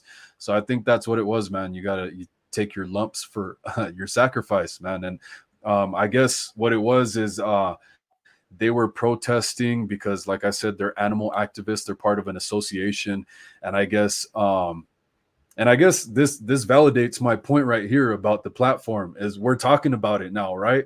I guess they're protesting two people that were rescuing pigs from pig farms, and so they're on trial right now. So they're protesting that. That's what their cause was. Okay. I saw Yeah, so like anti-meat people. Yeah. Okay. Which I gotta show love and respect for those people. I don't, I'm a meat eater myself. I probably always will be, but much respect to the people that can sacrifice that. I'm not one of those people, but like I said, respect to that. Yeah, right. Oh, David, he's asking about it. Opinion on Wagner hitting the fan has varied. I think he could have just tripped him and not hit him like that. Hey, man, just stay out of it, dude. Like, who knows? Maybe,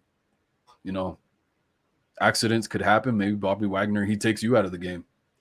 Yeah, Bumps into true. your What shin if or the guy something has like like that. a knife or something or whatever? Yeah, dude, don't be stupid. Just stay out of it. You're not a security guard. You're a football player, bro. That's dirty. But and they are banned from any NFL stadium for damn. I thought it was just Levi's Stadium because streakers that's like an automatic ban for life from the stadium. But I didn't know it was from the whole NFL. That's wild. Yeah, but how are they going to police that? How would they police that? I don't know. But honestly, I don't think they were football fans. I don't know. I think they were just there for their cause. They weren't wearing no jerseys or anything. Yeah, I don't think so. Yeah. So yeah, I think Wagner has kind of regressed a little bit. I was glad to see it kind of be proven on the field because I was a little bit worried about it. He brings the game plan from the Seahawks and helps the Rams put their two heads together to game plan for the 49ers because they're both division opponents, of course. Now, his play on the field, he didn't look so great, so I'm glad to see that, man. It's less promising. Go ahead. I think he's washed. I mean, to put it to lack of a better word, I think he's washed. Right when Von Miller left, when the Rams lost Von Miller, Whitworth, and OBJ, right, and Robert Woods, I knew that team was going to be lower. Like I told my brother and his friends, who are my friends as well. I was like, you guys really think you guys are going to repeat? Did you guys barely won the Super Bowl last? You squeaked yourself in every game in the playoffs. So teams that repeat don't look like that, bros. Like I'm telling you guys, they're not going to repeat, right? Like they look more like the Chiefs. If somebody's going to repeat, you're going to look more like the Chiefs consistent. And the Bills, man, the Bills have just seemed to get better and better. Like they've been threatening for a few years now. Now they're getting more and more on the brink of it, little by little. So that's how you want to look, not like the Rams. Right. Not like the Rams with your weekend ass wins at the last play of the game, Well, getting sacked by your ex-player on the very first game of the season twice. Von Miller that's not goes a good look, right? That is definitely not a good look. David says, I don't know how they could police it with technology we have these days. It can't be that hard. I know a fellow with anger issues hit a beer at a Broncos game and got banned. Jeez. It's probably like they have those face sensor things like Vegas. Vegas has it. I'm not sure if stadiums do it, but Vegas definitely has that. It's probably not that serious, but maybe the debit card, and just make sure you don't buy your tickets with your own debit card. Yeah, I don't think these guys would care, right? For real. And so one of my other points that just an idea I had today was Kyle Shanahan. Whoops, what the hell? So Kyle Shanahan, everybody's like, this dude's an offensive genius, this and that. He's known as an offensive coordinator for all these teams prior to the 49ers. But the 49ers defense has carried this team for a lot of the way while Kyle Shanahan's been here.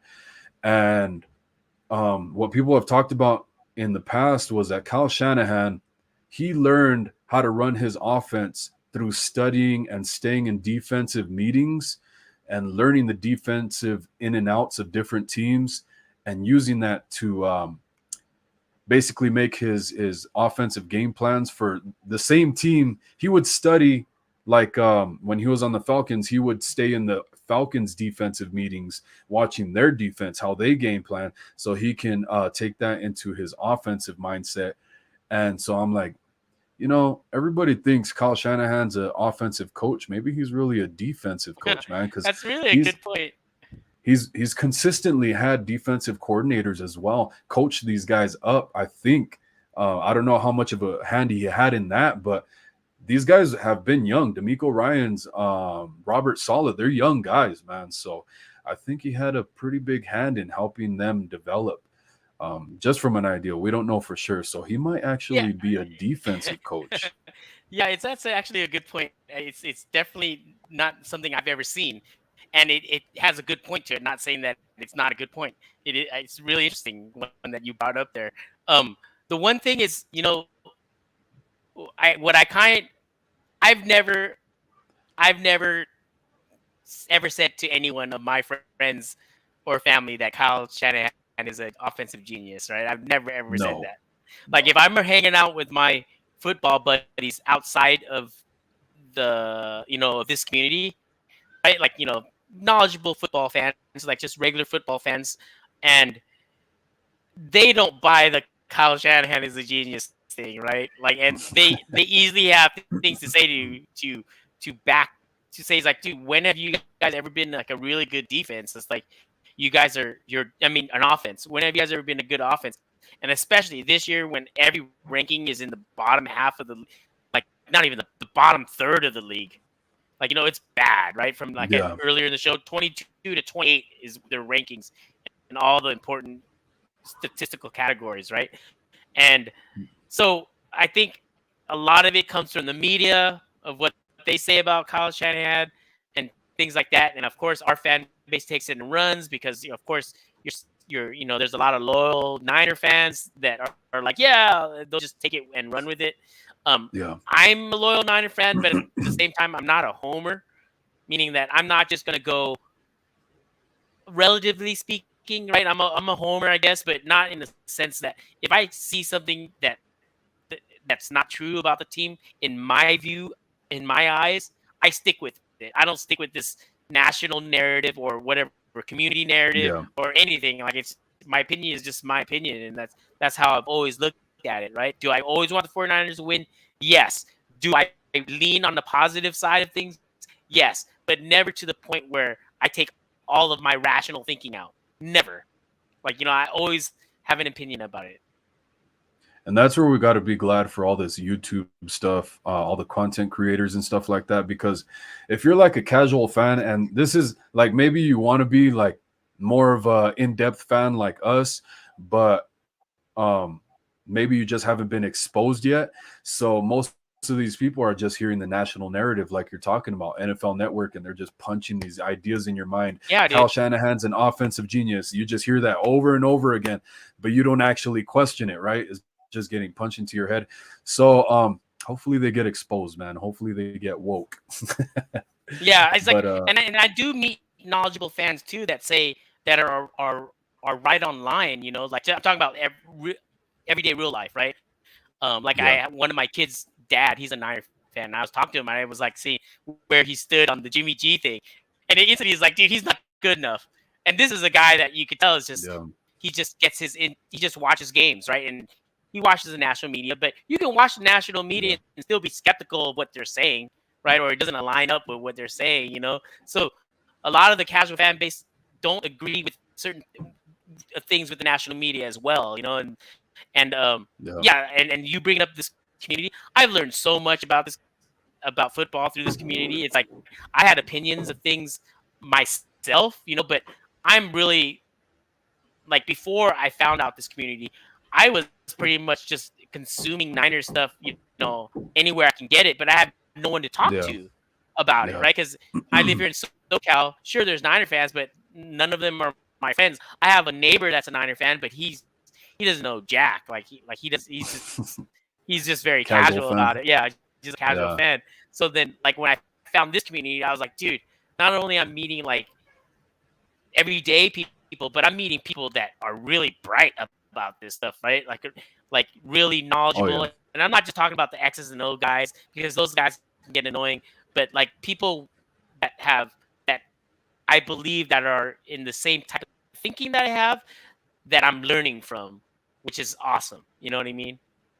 So it's Yeah, I mean, I've been saying it for weeks. I've been waiting to get more and more, and I love that Brian has stuck with me and sent a lot of people my way, man. I'm very grateful for Brian because I've been wanting to get more and more people in here for that very reason, man. That same exact thing you're talking about is all our brains work differently. We see things through a different lens, so it just helps us see things in a different way and get different perspectives. And I feel like that makes not only like all our shows more interesting, but it makes us smarter, I think. So yeah, exactly. definitely, man. Amen Yeah. to that. Yeah. So another reason too,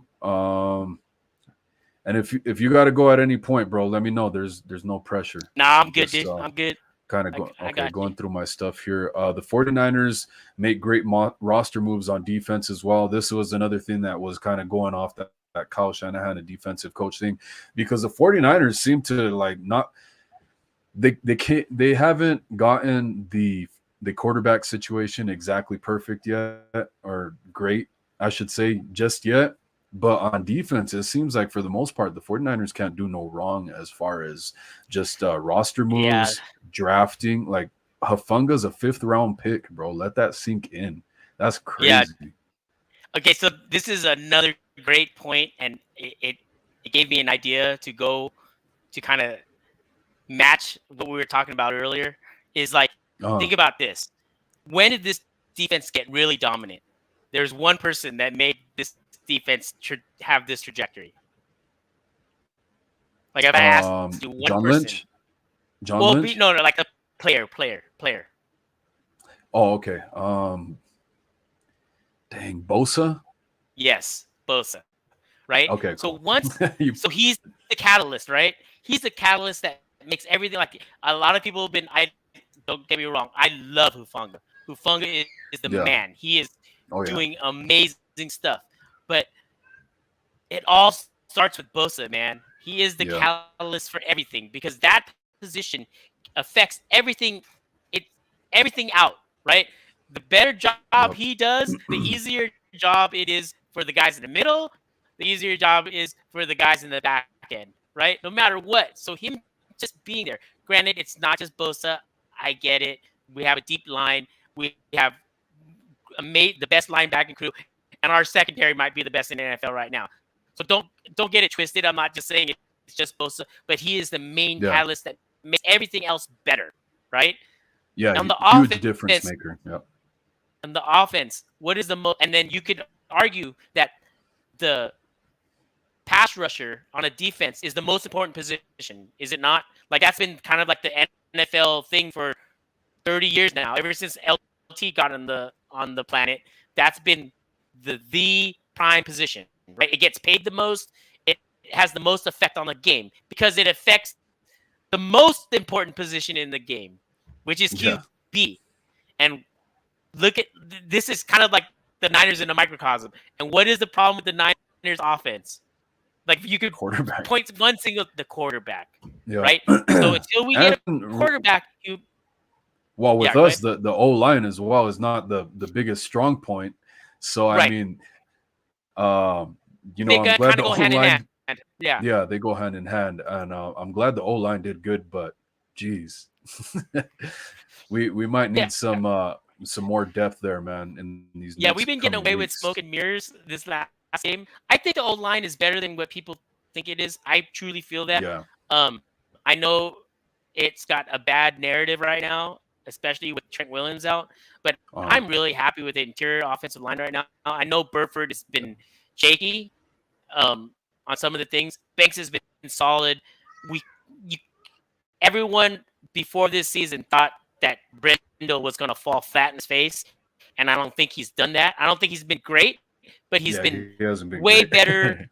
He's been way better than what people thought he was going to be. So I'm cool with that.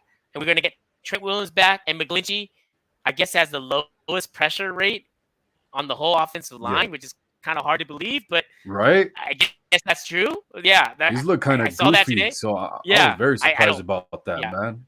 I I really did. don't like that person, but his play right now, what I saw, I mean, we kill him because he always has that one or two plays that is like, dude, what are you Yeah, doing, right? But then that's the thing with we the don't. O line. Yup. Yeah, yeah, that's the thing. So I think, but when it comes down to it, yes, the O line makes the QB have an easier job, right? But until we get that QB that is a top 10 player, right, that actually can do some Yeah. carrying, you know, Yep. actual carrying and not being carried, that's when Yep. you're going to see all the pieces of this offense, you know, shine. Like that's where you're going to see Kittle shine more, Debo shine more, Ayuk especially. You know, so those things, and the running game will be better. But we Yeah. The don't have that possibilities. catalyst. Yeah, we have that Yeah. catalyst on offense with Bosa. We don't have that on the offense. On the Debo's our catalyst, and he doesn't get the ball all the time, right? Yeah, that's why I'm. Like That's all. I mean, like you said though, it starts with the quarterback, so it it has to starts be the with the quarterback. It quarterback. can't can't Yep, can't be exactly. Debo, man. Can't Can't be be Debo, Debo. When he especially touched the with how ball, physical he is, man. yeah, you It's can't. too up in the air. So I'm very curious. That's why I'm very curious about the Tom Brady thing. Got me thinking a little bit. I don't know how it popped into my brain like last week, but I don't know, man. That could be something to look out for. We need to watch these next couple weeks and see how Jimmy Garoppolo's doing. Just don't make the mistakes, man. Don't shoot us in the foot. That's going to be it. Like you're saying, manage the game. And Brian or David says, me and Brian, he's talking about Brian Culp says, are going to start a new show called Kicker Tuesday soon. I set up my StreamYard so I can go live, but need a background first. Hey, bro, you don't need a background. Just put a poster back there or something. I don't know. That's what I did. I got my flags back there, got some stuff off lids for cheap. But yeah, man, you guys could count me in for any support you guys ever want or need. You guys ever want to guest, let me know, bro. I'm ready and willing. Let me see some of the other comments here because Brian says Wolf and Swan goat talk. I wouldn't say that, but I appreciate it, man. Swan's great, man. I love having you on here. Yeah, it's been a good time, man. Thanks. Yeah, bro. Hope to see you in here pretty consistently. That'd be pretty cool. And Yeah, like I I got said, you if you on the bell, man. I try to support all the every time. I mean, I don't always get to it just because, like there's a lot, right? Sometimes, but I try to make it, when I'm free and I see notifications, I go right to it. And at the very least, I'll like it and stay on and mute everything. Like, say if I'm busy or I'm watching something else, I'll always put the streamer's content up. I'll mute yeah, it and I'll just let it play in the background. Doesn't hurt anyone, right? that's what yeah, man. That's why I tell like my family members, like, hey man, just because it's crazy. I see almost everybody but some of my family members. I'm like, what the hell are you guys doing? Where's my likes? Where's my subscriptions? Come on, guys. I never see you guys in the comments, you assholes. I was like, all you got to do is turn it on and put a headphone in or something while you're at work or while you're at the gym or whatever. Don't even do that. Just set it off to the side, let it play. Who cares? Honestly, because most of my family is more like I said, they're majority 49er fans, but they're like more casual than I am. I'm probably, and I want to do like a dedication show because I consider him my little brother, but my little cousin, his sister is actually flying out. I got to pick her up from the airport tomorrow. His little sister's flying out, and me and him were super close, man. We're like brothers, inseparable, and he got killed in a motorcycle accident in California. Yeah, a couple years back. I love that kid, man. And he was the other 49ers fan like me. So it's always when I do stuff like this and watch 49ers games, I always think about him. So probably for our birthday or something, because we actually share a birthday too. So that's the crazy thing. So dang. probably do a dedication show. I need to make like some art of him, put him on the logo or something. Right on. David says you can count on Jimmy G making a bonehead play. That's why I started saying Jimmy G has one job. Don't screw it up. Hey man. Hey, he didn't screw it up this last game. So yeah, he kind of has that one job to manage the game, but he can definitely be a guy that he has elite attributes. So as he lets those shine a little bit more and just don't make mistakes, he can win a Super Bowl. Anybody who says he can't, I don't think they watch enough football or know what they're talking about enough. He can, but a lot of things kind of got to go the 49ers way, and you can't put him under too much pressure or duress. Jay Realistic says, "Yo, what, bro? Bang bang Niner gang." Hey, what's up, bro? Good to see you, man. Thank you. Got Debo in the profile picture there. That's a tight profile pic. Oh, for real. I know I need to come up with some logos or something. If anybody knows like graphic designers or anything like that. Niners came to play last night. Yeah, man. It's about damn time we got that ball rolling. And that reminds me of a point I was going to bring up a while ago, because I'm glad to see the 49ers get on the right track. But in all reality, we've played 4 games this season. That was 1 out of 4. So that's not too promising, but at least we saw one, and it's been the latest one. So just continue that momentum, man. Like I said, it's 1 out of 4. So 49ers, don't get on your high horses just yet, man. You guys got a lot of damn work to put in. You guys didn't completely blow the Rams out as far as what the score looked like. And as well with the defense too, actually, the Rams were putting together some drives. And this is one of the things I had a little bit of an issue with, was that the 49ers are playing a lot of off coverage with the talent that we have at cornerback. I feel like we should have been playing press man more. But, not giving up those big plays, I understand that. But at some point, I think we're going to have to, at least in probably the next Rams game, we're probably going to have to press a lot more. I think D'Amico does it like this. I'm going to play off and guard the big play, and if I'm getting screwed too much by if the defense breaks, then I'll go press man. Right? I think it's kind of wise to go that way, just because if you start with press man, you get burned, right? Then you go, oh, we're down by 7 now. You kind of just ease into the game. Like, hey, they're not scoring a touchdown, so why do I want to fix something that's not broken? Now, if they did score with doing that, then I think D'Amico, what he's shown is that he'll adjust. He didn't need to adjust in that game because the Rams weren't scoring. You know what I mean? He never needed to really make that adjustment. So it's like, yeah, Cooper Kupp, you can get your freaking 19 targets and 8 yards per completion and 6.8 yards per target or whatever it was. Yeah. You're not scoring. I mean, if you're not scoring, you're gonna lose. Well, and then so the way I see it too is, they're putting those drives together. They don't want to let go of they don't want to let the big play happen. So the Rams, they kept marching down the field, getting close to the end zone's like another defender, right? Everything's compressed, so you can't go over the top. So then our defenders can move closer in. But man, I'm gonna be honest with you guys. There were some times there where the Rams were getting pretty close to that end zone, and that one with Fred Warner was pretty close. That almost could have been a PI. So you want to be careful with that stuff, man. Don't give me no heart attacks. But I feel you though, because I hate it when they play soft and you're like, damn, we're just giving this away to these guys. But I think that was a good game plan. Just kind of like, hey, keep everything in front of us, and if they hurt us, then we'll do something about it. They never hurt us. And then the back of the end zone's another defender when you get to that territory. Yeah. So, and then maybe you want to keep Jimmy Garoppolo off the field for a little while longer if you can.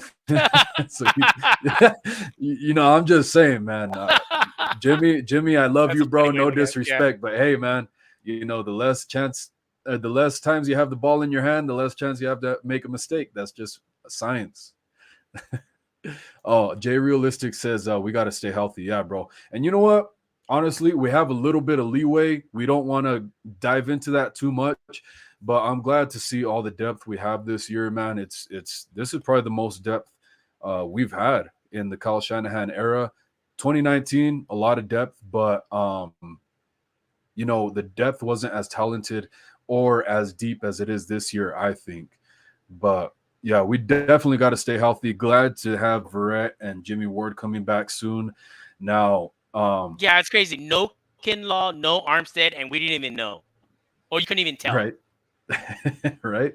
It don't no, honestly, the, sorry guys, but D line might have looked better when Armstead and Kinlaw were out. Yeah, Honestly, for sure. I'm not arguing that. I'm just saying uh, I'm just saying that they still balled out even with those two yeah, guys out. Is what I'm saying. and So it's like, and maybe part of it was the Rams didn't get to game plan for those other guys, so they didn't know what they had, what the 49ers had in that. yeah, and the So Rams run game sucks, and that's yeah, another thing. maybe. Like, Oh, sorry. Go ahead. no, go ahead. Yeah, I was just saying that the Rams game sucks, and maybe I don't know when they're gonna get their test against the run. Maybe it's this week with Carolina. Like, we'll see, right? Because Yeah. Kinlaw might play. I'm Armstead probably not. Um, I have a feeling Kinlaw will play though, just because he was almost going to play in this game. So he was Yeah. almost going to play in this game. Most likely, he's probably going to play in this next game. But yeah, that's going to be a test because they haven't been tested yet. They haven't been And no run game has been testing them yet. yeah, for real, man. I hope Kinlaw, man. I wish him the best. I know he had that whole thing with Grant in the summertime. So, um, we want to see the best out of him. Anything that he feels like his criticism is just we want the best from him, man. We want the best for him. I hope he gets that knee right, and if he's got to take another week off, just do it, man. It's going to be better for the long run if that's how you feel. You're going to be better. I know you want to prove yourself, but you got to be smart about it. Like I know Verrett and Jimmy Ward are supposed to be in practice this week, but with Jimmy Ward and especially the way Gibson's playing and Hufanga, maybe just wait another week, man. Wait till what's his name, Kyle Pitts is on the field with the Atlanta Falcons, so Yeah, that knock them out. yeah, hopefully he locks him down, and then you have Kelsey after that, and then I think we should wait, especially because Verrett has not, he really hasn't played really at all since early last year. So I would prefer the 49ers wait on him till the Chiefs, because then Yeah, we get that the Chiefs have a lot more weapons than these other teams we've been facing. So that's kind of the time to bring him out of Pandora's box, open Pandora's box. yeah, and then even if he comes back 100% healthy, he's still not going to start over Mosley or Traveris Ward. He's going to be in those dime situations where they have another cornerback in there. Instead of Ambry, it's going to be Verrett, right? Because I don't see Verrett playing. I don't think they're going to play him as a slot corner, right? And he's not going to start over Ward and Mosley. So he's just an ace. He's just a great depth piece, and probably be in there in like dime packages, right? Where they have like Yeah. four DPs in there, So Yeah. Yeah, for real. No, that's what I'm thinking. And then the most likely scenario for that to happen is the Chiefs. So wait, so the Chiefs can't game plan for it. They don't have any film for it as far as this season. I think you wait, and it gives Verrett another couple weeks to get back to 100% as well. So it's win-win. I think that's the best scenario. But it's going to be interesting to see how he does in practice tomorrow. I want to see. I don't know if they've been taping any of that, but it'd be good to see, because I saw him run like during training camp. Yeah, it was the last time I saw him run was like maybe 6 weeks ago, and when I saw him run, he had a noticeable, like, I wouldn't say a limp, but he was favoring one leg for sure. And I saw that, and I go, he's not ready. Like, but that was 6-7 weeks ago. So yeah, that was a couple months. Brian asks, do you think D'Amico is gone next year? Do you want to take this one first, or do you want me to go? You go for it. All right. So, you know what, man? I think it's going to depend on Super Bowl. So if the 40, and then I was actually thinking about this today. So, I don't know if Brian's in my head, what's going on here, telepathy, but I was thinking about this today because I was like, okay, if D'Amico Ryans is contemplating leaving after this year, depending on the Super Bowl stuff, what teams are actually looking for a head coach right now? Maybe the Commanders. Yeah. I don't know how it's going to work with Rivera. We still have a lot to see. Yeah. So, and you know what? Actually, my little brother is related to Ron Rivera, so that's pretty crazy. Oh crap! Yeah. He said he showed up to a family reunion or something they had. Yeah, that's weird, but I don't know how that happened. But yeah, he's related to my little brother. Matt Rule. is Matt definitely on Rule. the chopping block. The guy from the Panthers. There's There's not a lot because a lot of the coaching positions got not. taken out last year, right? And that's what I'm Like, saying. Like everybody's talking about the Panthers are looking really ugly right now. It's still early in the season, so it's kind of hard to tell because a lot of these coaches are already locked into contracts for a couple years. So maybe Pete they kind of. Carroll. Ooh, I don't know about that. He probably no. I think he's gonna wait for another quarterback next year and see how that goes. Yeah, I can see think that. he's He's gonna still go down spry. swinging. Yeah, He's gonna still try and do it without Russell Wilson. I think. the Cowboys guy. Oh, Another they're one. talking Sean Payton. So I think they No, would. right. They would take And Sean Payton. actually, speaking of Sean Payton, a lot of people were talking about fire Kyle Shanahan and bring in a Super Bowl winning coach like Sean Payton. I was like, wait a minute, dude. This dude had Alvin Kamara. He had Drew Brees. He had a great defense. He had what's the receiver's name? You guys know who I'm talking. Michael Thomas. Michael Thomas. Yeah. He had those guys. Now, granted, Michael Thomas wasn't there yet. It was Graham was back there during the Super Bowl, right? Yeah. So he got one Super Bowl, and then what? Right. So 15 years. Is that what you? Come on, dude. Like Kyle Shanahan. And I don't like that guy's style, anyways, dude. I do not like that dude's style. You had a quarterback, man. You couldn't get it done with the quarterback. You did it one time out of how many years, like you just said. So, no, that's definitely not the answer in my eyes. I think people are kind of thinking small. He won a Super Bowl, okay, and then what? So, no, that's If we get rid of Kyle Shanahan, I'm looking in another direction, like DeMeco Ryans. If DeMeco is going anywhere next year, I hope he goes to head coach. So the thing is, there's a chance that DeMeco is not gone next year and still the defensive coordinator. One, it might be his choice, right? That's one, because he feels probably attached to this team. He might feel that he wants a better situation that comes aboard. Because do you really want to go to Carolina? And Carolina might not even want him because the trend is to go for offensive coaches, right? Because think about this. If you get an offensive coordinator, right? If you hire a defensive coordinator, that means he has to go get a stud offensive coordinator, right? If that team does well or has any promise, well, guess what? That offensive coordinator is going to get hired by another team, right? So now you have to teach your whole team a different type of offense. You get what I'm saying? I think it's easier to have different defense coordinators than it is to have a different offensive coordinator.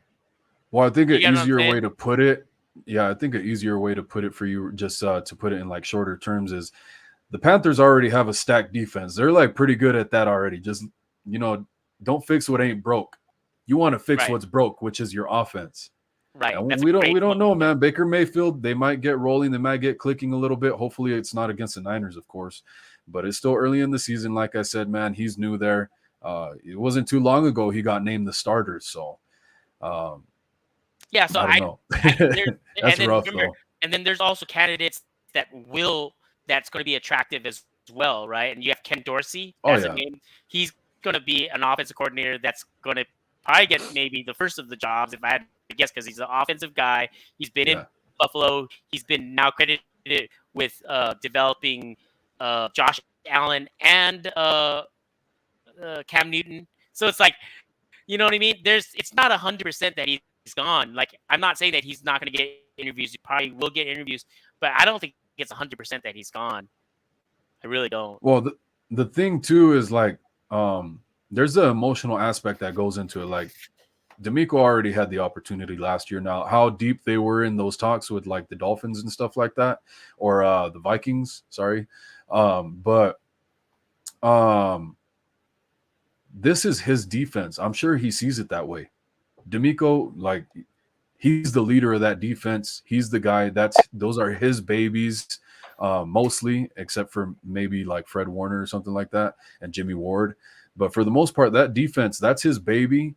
I think he has an emotional connection with it. He has the opportunity to build a dynasty with Kyle Shanahan here. So, we still have a lot to see in the season. I think the Super Bowl. If we win the Super Bowl, I think DeMeco Ryans stays. If we don't, that man. What was that? Make him the highest paid defensive coordinator in the NFL. Well, that's the thing too. There's no Yeah. salary cap, right, Yeah. for coaches. Yep. Yeah, so Pay that, man. definitely, man, do the damn thing. Shit, Yep. Eddie DeBartolo would. Yep, he would. You guys know he would, man. Is Fangio coming back? Hey, man, if he's coming back, it's probably going to be for defensive coordinator. So honestly, I hope not, because I want D'Amico Ryans.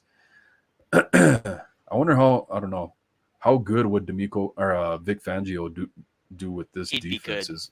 He'd be good. He'd be good, but I don't know if he would be as good as D'Amico Ryans, because Yeah. I mean, it's like he's got a different style. Yeah, I know that everyone says Fangio, he's a 3-4 guy, but when you have a defensive coordinator like Fangio, he can do anything. He could work any scheme. He might prefer the 3-4, but he's been around so much that he could change up anything. Like the defensive formation that they used, the Pats used against the Rams at Super Bowl, where they lined up 5 and 6 in that line. I can't remember what defensive scheme they call it, but it's that defensive scheme. Bill Belichick got that scheme from watching Denver play the Rams that year and shutting the Rams down, or Chicago. I think it was Chicago. When Vic Fangio was at Chicago, and they shut the Rams down. So then Belichick took that and ran with it. So Fangio is a guy that he could. Don't get me wrong. If D'Amico is gone, I don't want him gone. But if he's gone and we get Vic Fangio, that's a soft cushion to land on. Yeah, exactly. Man, that's a Tempur-Pedic right there. Yeah. Yeah, no, definitely, man. Is he going to be as good as D'Amico Ryans? I don't know. Hopefully, from the outside looking in, is kind of almost better sometimes, because you see how the whole NFL is evolving, and you don't want to be stuck in your old ways. Hopefully, he's still kind of exercising his brain. Successful everywhere he's gone. So yeah, man, seriously, he's with super the Niners, established. all those defenses that were just freaking amazing during that the Harbaugh years, and then he went to Chicago and kicked ass with that defense. Went to Denver, kicked ass with that defense. It's like, yeah, man, I'm telling you. Yeah, it's crazy. Laurel Glenn says, is Kinlaw a bust? Let's not get ahead of ourselves. He missed one game, almost was in there, like Swan Song was talking about. So too early to say, man. He hasn't proven himself to be a difference maker yet, but we'll see, man. Let's give him the benefit of the doubt. We're rooting for him, man. He wants to provide for his family, for future generations to come. So I'm rooting for him, man. I'm glad he kind of took a step back too and kind of corrected some of his behavior that he had. And Jay Realistic says, yeah, I think we should hold Verrett and Jimmy for the Chiefs. See, with Jimmy Ward, I think he's going to have to come back at least by Atlanta so he can help shut down Kyle Pitts. But I don't know, man. I don't know if he's going to be tall enough, because Kyle Pitts is pretty tall. So I don't know. We're going to have to see about that one. But I think he can probably hold his own a lot more, like a lot better in coverage than Tayshaun Gibson, though. So you want Ward back by the Falcons. I wouldn't wait till the Chiefs. Pitts, I have him on fantasy. He's not been doing good. He is not doing good. I haven't watched the games, but all I know is his stats are not good. Yeah, well, man. These teams we're going to play, you guys better not get the ball rolling by the time. Yeah, I know. We see you. Get their get right game. There's no way they get the get right game against the Niners. No way. Man, they better not. I'm telling you, the Panthers are going to be pissed off, man. But they might just be ready to implode. That anger might stay in there and just implode instead. Yeah, they're ranked 31 and 32 in EPA, offensive EPA, and something else. They're ranked 31. Yeah, they're number 32 in offense for sure. Yeah, that was sad. I was pretty shocked. You know, a lot of people thought Jaguars might be that team this year again, but they're looking pretty good. Yeah, they're looking better. But you know, sometimes you know how the NFL works, man. Every time when you see a matchup where it's like the best and the worst, I mean, at least my impression of it is it never turns out that way. Like you think, oh yeah, the number one defense against the number one offense, they're going to score negative points, right? And then Yeah. they end up scoring something like 20-something points. You're like, what? What the hell happened? Yeah. I mean, yeah, like The NFL, super, man. like we have like the number one defense this year, and still the Rams were moving the ball. Now, it was more like a hurry up offense type stuff, spread it out, and less. Ducking bullshit. Yeah, there was that too. Yeah, so just depends. Yeah, definitely for sure. Oh shit. Jay Realistic says we have time to prepare for the Chiefs, which is a good thing. Yeah, definitely. Get some more film from the Chiefs, man. So hopefully it's just, in my eyes, I think health is going to be the factor, as long as our defense and offense can stay healthy. And as long as Garoppolo doesn't make huge mistakes in that game, I mean, the Chiefs have a good defense, but they're not like showstoppers. So I feel pretty good about our offense facing the Chiefs. And then, of course, our defense. I think now the thing is, how much mobility is Patrick Mahomes going to use in that game? Because our offense isn't super. I mean, our defense doesn't do as good against mobile quarterbacks. So, but plus their offensive line is way improved since the time we saw them in 2019. Yeah, man. Way improved. Yeah. So hopefully Kinlaw and Armstead are healthy by then too, man, because even just as rotational pieces, I think that's going to be critical to keeping guys fresh and keeping that pass rush strong for the whole game, man, because you don't want to let fucking Patrick Mahomes linger around the whole damn time till the very end, because we already saw a certain game that I don't want to bring up or talk about because right. God. Yeah, I mean, I can't stand that guy, man. Jeez. Yeah, that the defense, I think, like I said earlier, is like the defense is good enough to we're going to be contending. We're going to be able to beat any team. We're going to be in games. Yeah. Oh yeah. Actually, when I went to KC after the Super Bowl sometime, and I went to a casino out there because we stayed at the hotel in the resort, whatever it was, and I was like, hey, I asked the front desk person, I was like, does Patrick Mahomes ever come in here? She's all, yeah, he brings his family sometimes. I said, oh, next time you see him, tell him I'm looking for him. Yeah, I'm gonna break his thumbs. Nah. David says, I want D'Amico Ryans as our new head coach. Shanahan is good, but he does have issues. Now, look, it's too early to say. Season just started. I don't know. We don't know how much of an impact Bobby Turner had in this game with the offensive game planning. Kyle Shanahan made the improvements, man, and this team made a complete turnaround from the offense that has been shown in basically the first 4 weeks. Literally, if you look at the offense the past 3 weeks before this last game, it looks completely different and opposite than it did yesterday. So let's give him the benefit of the doubt. Like I said, with these other teams, it's still early in the season. He has time to correct some stuff, get to know what he's got in his hands. They were game planning with Trey Lance in mind before the injury. So let's give it a little bit of time. Hopefully we get these next 2 games, go 2-0. What do you think, Swan Song? What do you think about these next 2 games coming up? If the offense plays the way it did last night, then we're gonna win those games by comfortably. If the offense is bad, then those games are gonna be close. So it's like, I mean, and even though last night our offense, we only scored 3 points in the second half. So even as I say that, it's a very, very low bar that I'm giving it. So it's like if they play like they did last night, they should win. Like I have so much confidence in our defense. But like I told my son earlier today too, if the offense just is scoring 3 points in the second half of a lot of these games, like a lot of these teams that we're supposed to beat, they'll all be hard games, dude. And if you have hard games, anything can happen at the end, dude. Whether it's a freaking penalty, a turnover, you could lose it that way. We've seen it. We've watched the NFL enough to go. If you let a team hang at the end, it's a freaking coin flip.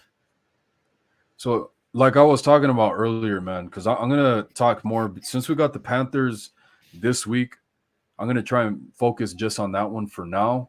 Well, especially first. I know I asked you about the next two games, so I guess I'll be fair and I'll touch on the Falcons game as well. But first and foremost, when it comes to the Panthers, I'm glad that if you didn't see my other videos before this one, I predicted that the 49ers should get in the shotgun more like they did towards the end of last year and get Garoppolo more comfortable with that because he's more comfortable in the shotgun.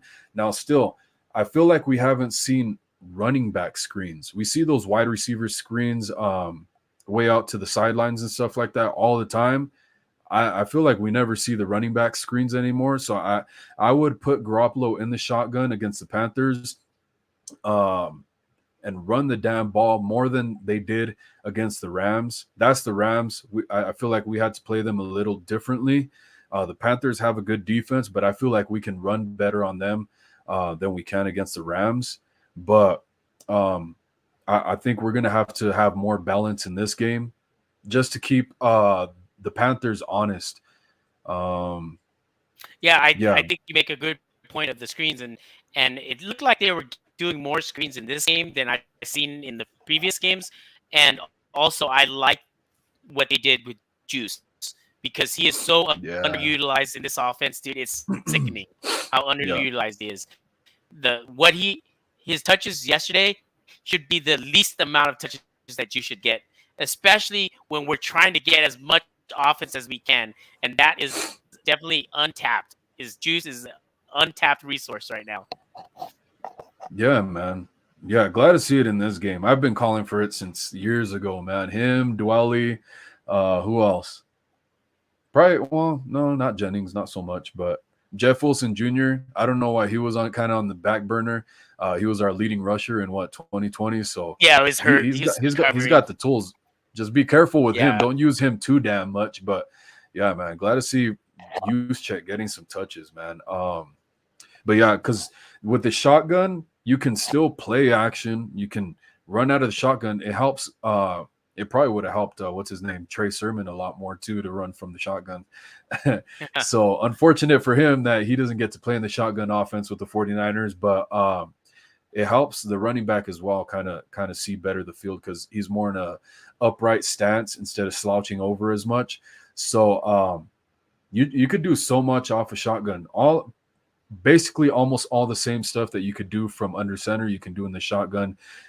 Why not make your quarterback more comfortable? I think that's the way to go moving forward. Especially if they're selling against a run, and we need and the Niners need to generate offense. It's like, look at the Rams. Like, I mean, granted they have Stafford, I get it. They have Cup. Like the Rams are kind of a spread off now because since they don't have any running game, they've pretty much gone to just almost pure spread. It seems like it's different, especially against the Niners. Yeah, run everybody. I mean, that's how they everybody run off the defense, and then we'll just dink and dunk to Cooper Kupp. That's all it was. What Ben Skoranek got a couple of them, but it's funny how Rams fans were talking about, oh, you guys don't know about this Ben Skoranek guy. I was like, dude, he chips one defensive end, and you guys are fucking throwing all your papers in the air, your confetti and everything, dude. He blindsided one dude and caught a little screen route or whatever it was. So chill out. It was one time, dude. Like, we got guys that do this. Garoppolo pancaked the defensive end, man. Come on, chill out. I'm sure Garoppolo could catch a pass too. Shit. Am I right or am I right? Yeah, you're right. But David says, if we can figure out how to manage Kinlaw's chronic knee. Oh, you know what? Actually, before I read this, what I was going to say, I forgot it for a second there. So how we're talking about the shotgun, man. Everybody was blaming Jimmy Garoppolo for that stupid safety he took in the last game, right? Not the last game, right. But the Broncos game. And I think I was probably the only guy that was like, dude, that was a play calling issue. That was, I know Garoppolo has to be a little more aware than that, but his back is turned to the defense. You're in your own end zone, basically. you don't have a whole lot of time. They're loading the box. They're coming after you, dude. What's run or pass? They're gonna most likely blitz. Sure enough, that's what happened. And you don't put your quarterback in that situation, or your offense for that matter, to take a chance. You want, if you're gonna pass from your own end zone, you want to do it at a shotgun. Dude, Garoppolo would have more visibility. He doesn't have to step back anywhere. He just plants his feet, throws the ball. Whether he's throwing it away or throwing it to a receiver, he's just gets a full view of everything, doesn't have to roll anywhere. And that's the way to do it, man. So, and then Kyle Shanahan proved my point. He came on and admitted that was a bad play call, but just overall, it shows what can go wrong when you got Garoppolo under center. So just put him in shotgun, man. I like that. I like that take. I like it. Right on, bro. Thank you. David says, if we can figure out how to manage Kinlaw's chronic knee problems, then he will be fine. We do have Givens and Ridgeway. Yeah, Kinlaw might just have to be like a first down guy, maybe first down, second down sometimes, where you feel the other team is gonna run the ball. I think those are no pass rush, like a third down. I don't think he's gonna be in there very long, at least in the near future. What do you think?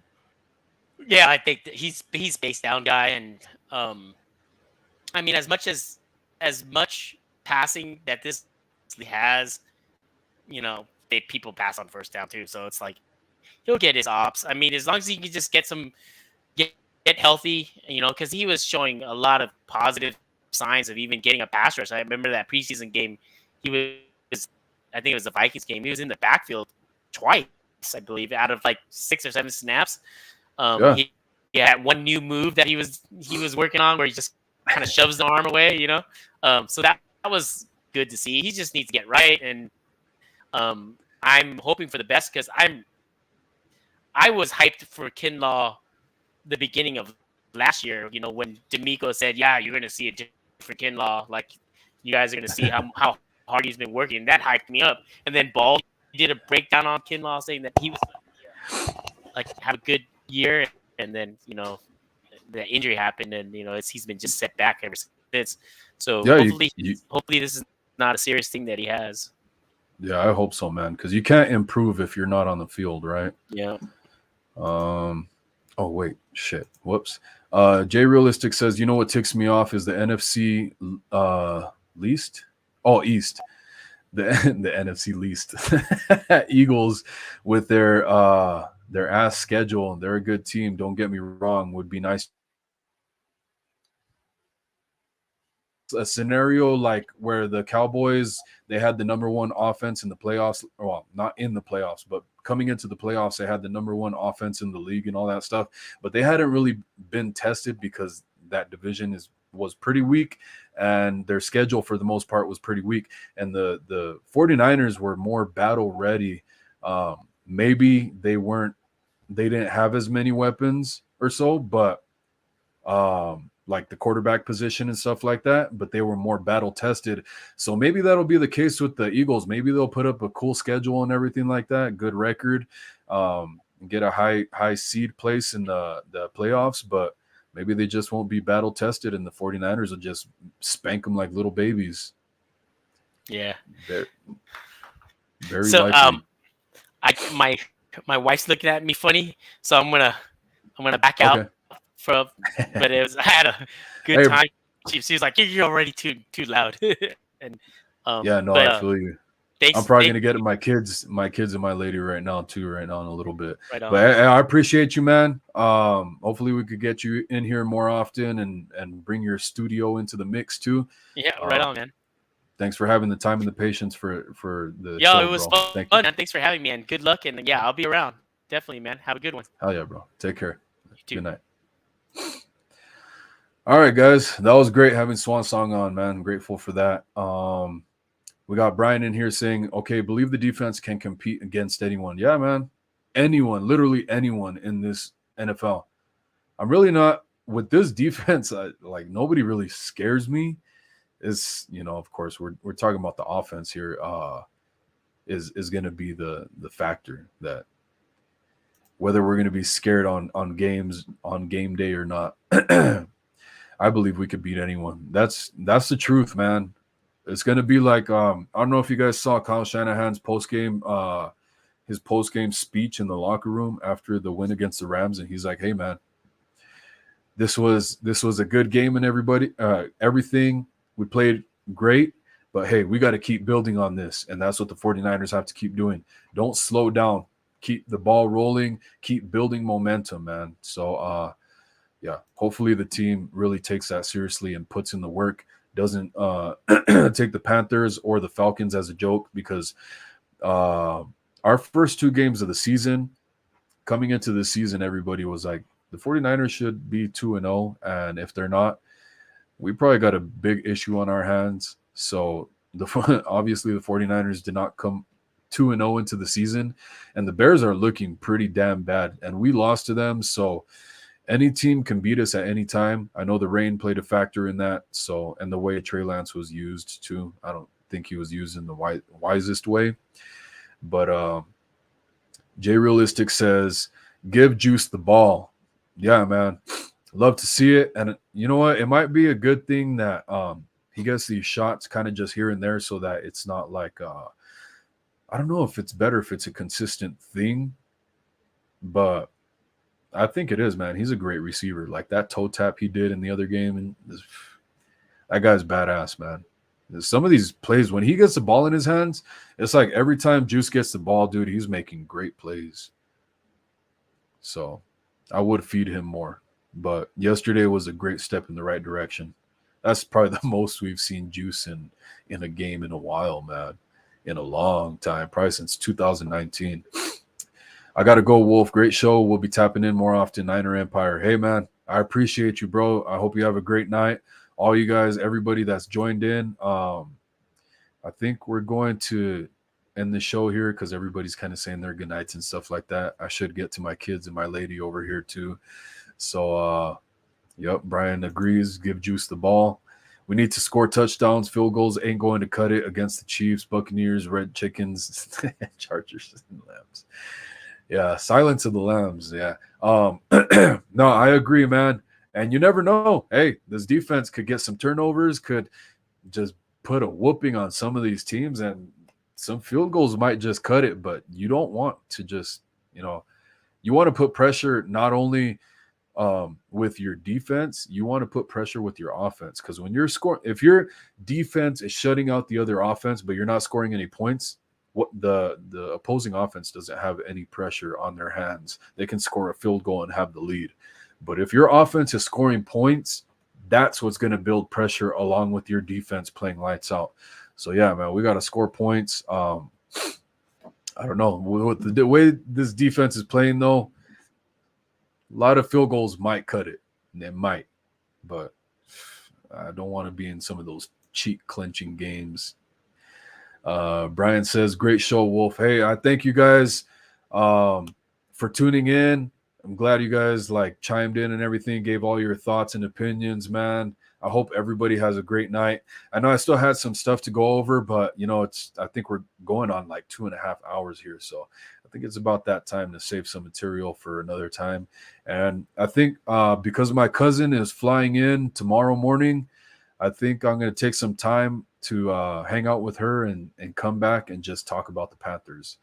So you guys be ready to talk about the Panthers, maybe Friday evening.